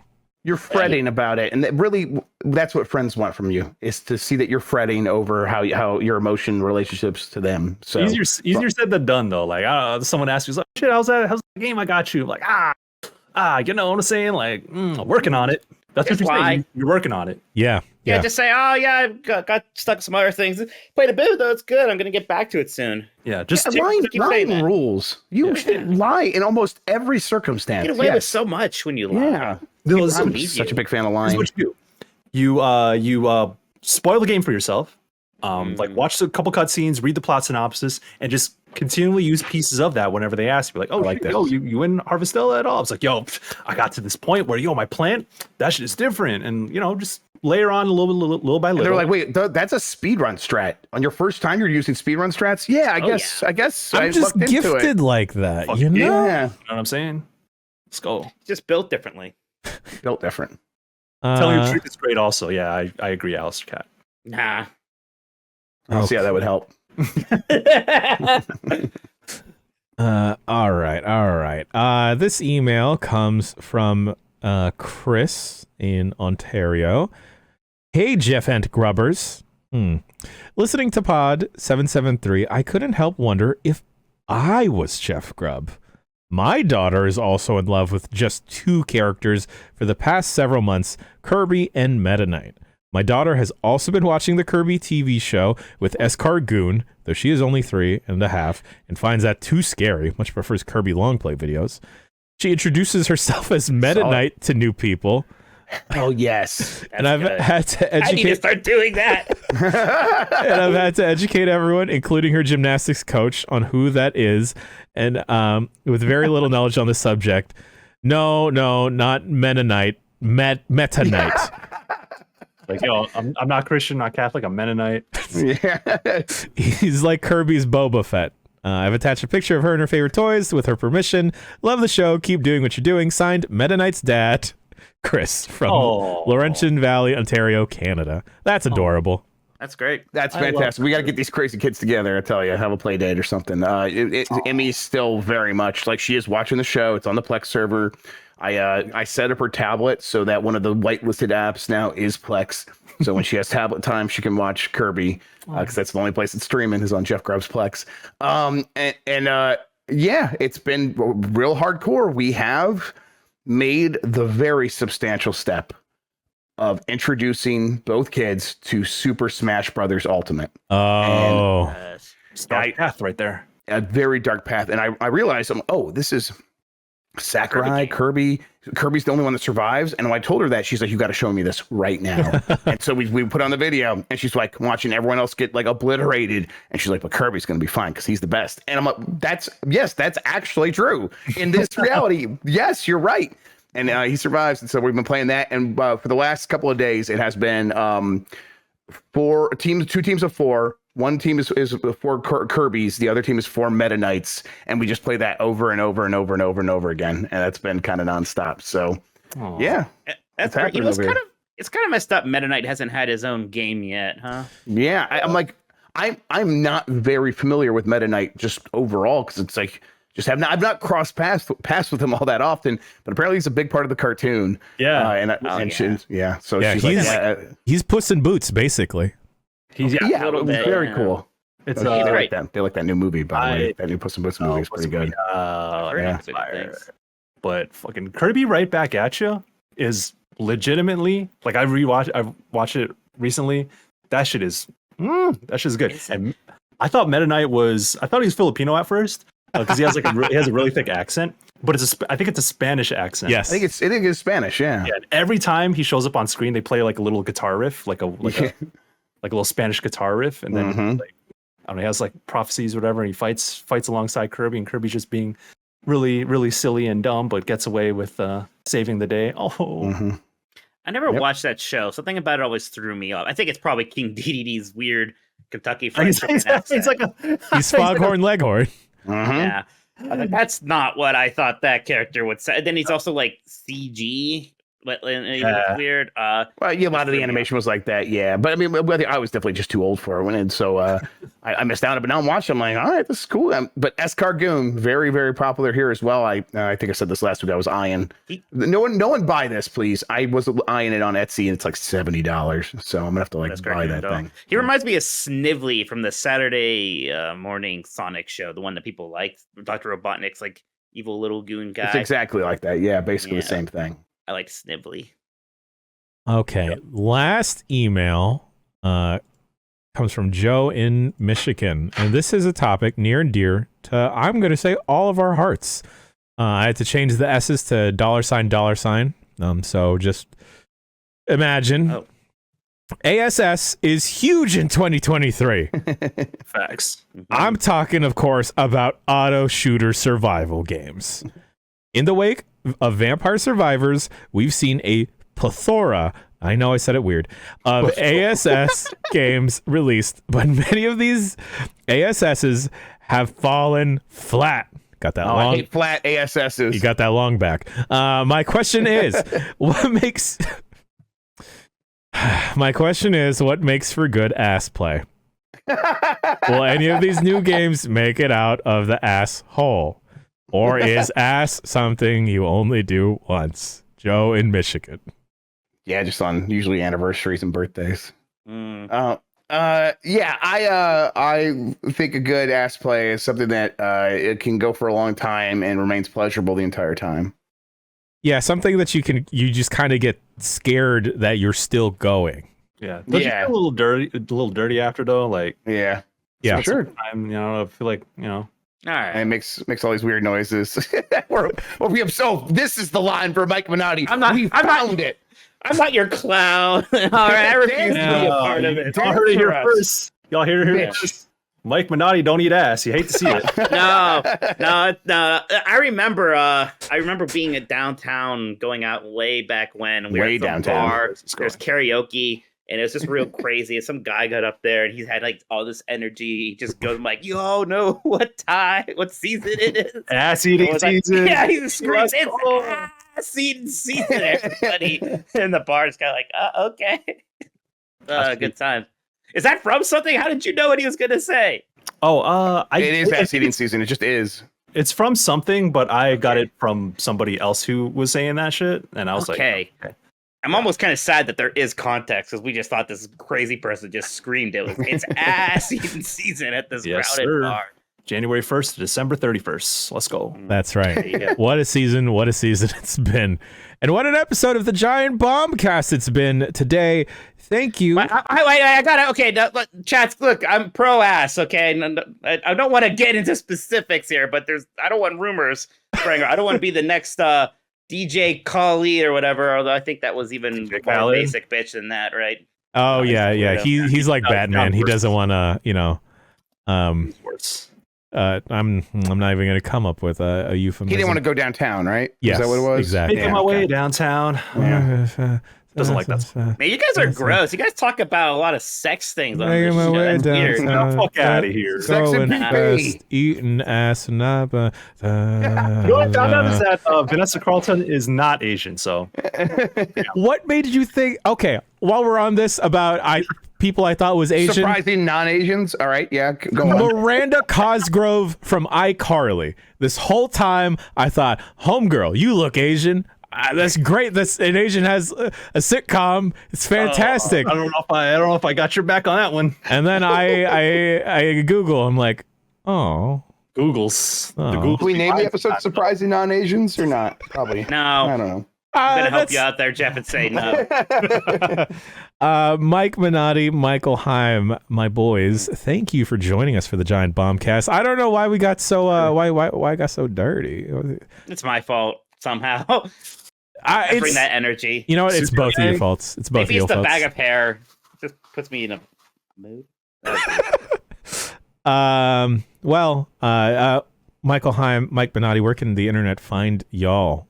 You first, Michael, and Sid. All right. Yeah, you can find me in all my bullshit at Michael P. Higham on Twitter. And I got some projects coming up. So, if you're interested in video games, you know where to find me. I'm actually doing something for GameSpot. Writing up something for Space for the Unbound. Look out for that. I am wrapping up my review for not Big Time Rush. What the fuck? Hi-Fi Rush. It's not a great name. It took me a while to remember it. Reviewing Hi-Fi Rush for IGN, so that'll be up time tomorrow, and many other things coming up. So yeah. Mike Minotti. I'm always doing stuff with Jeff. I do Last Minute 10 Dogs every Tuesday night and Game As Decides every Thursday night. I'm also managing editor over at gamesbeat.com, so please check out our coverage there. And then 90s Disney is my Disney podcast. We have a new episode tomorrow about the return of Jafar. Tomorrow, I mean February 1st, so check that out at 90sdisney.com, 90sdisney.com to learn about the direct-to-video sequel era of Disney. The best era, some might say. Not many, but some. I liked the second Peter Pan movie, but that was about it. Well, it was good at the beginning because you had like Captain Hook's even more racist scenes. No, but Captain Hook's like ship was like flying through the air of like London during a blitzkrieg or something. It was pretty exciting. Incredible. But yes, there's Nazis in it. Right. I don't remember the Nazis actually. Oh, I remember them. Anime Return of Jafar. That's right. We got a bunch of stuff popping off on giantbomb.com this week, so stay tuned to the internets. Jeff Grubb, thank you for joining me as always. Michael and Mike, thank you for joining me. And you at home, hey, thanks, buddy. And this is me putting my hand on your back with consent, emphatic consent, to wish you thanks. This is me wiping your armpits clean.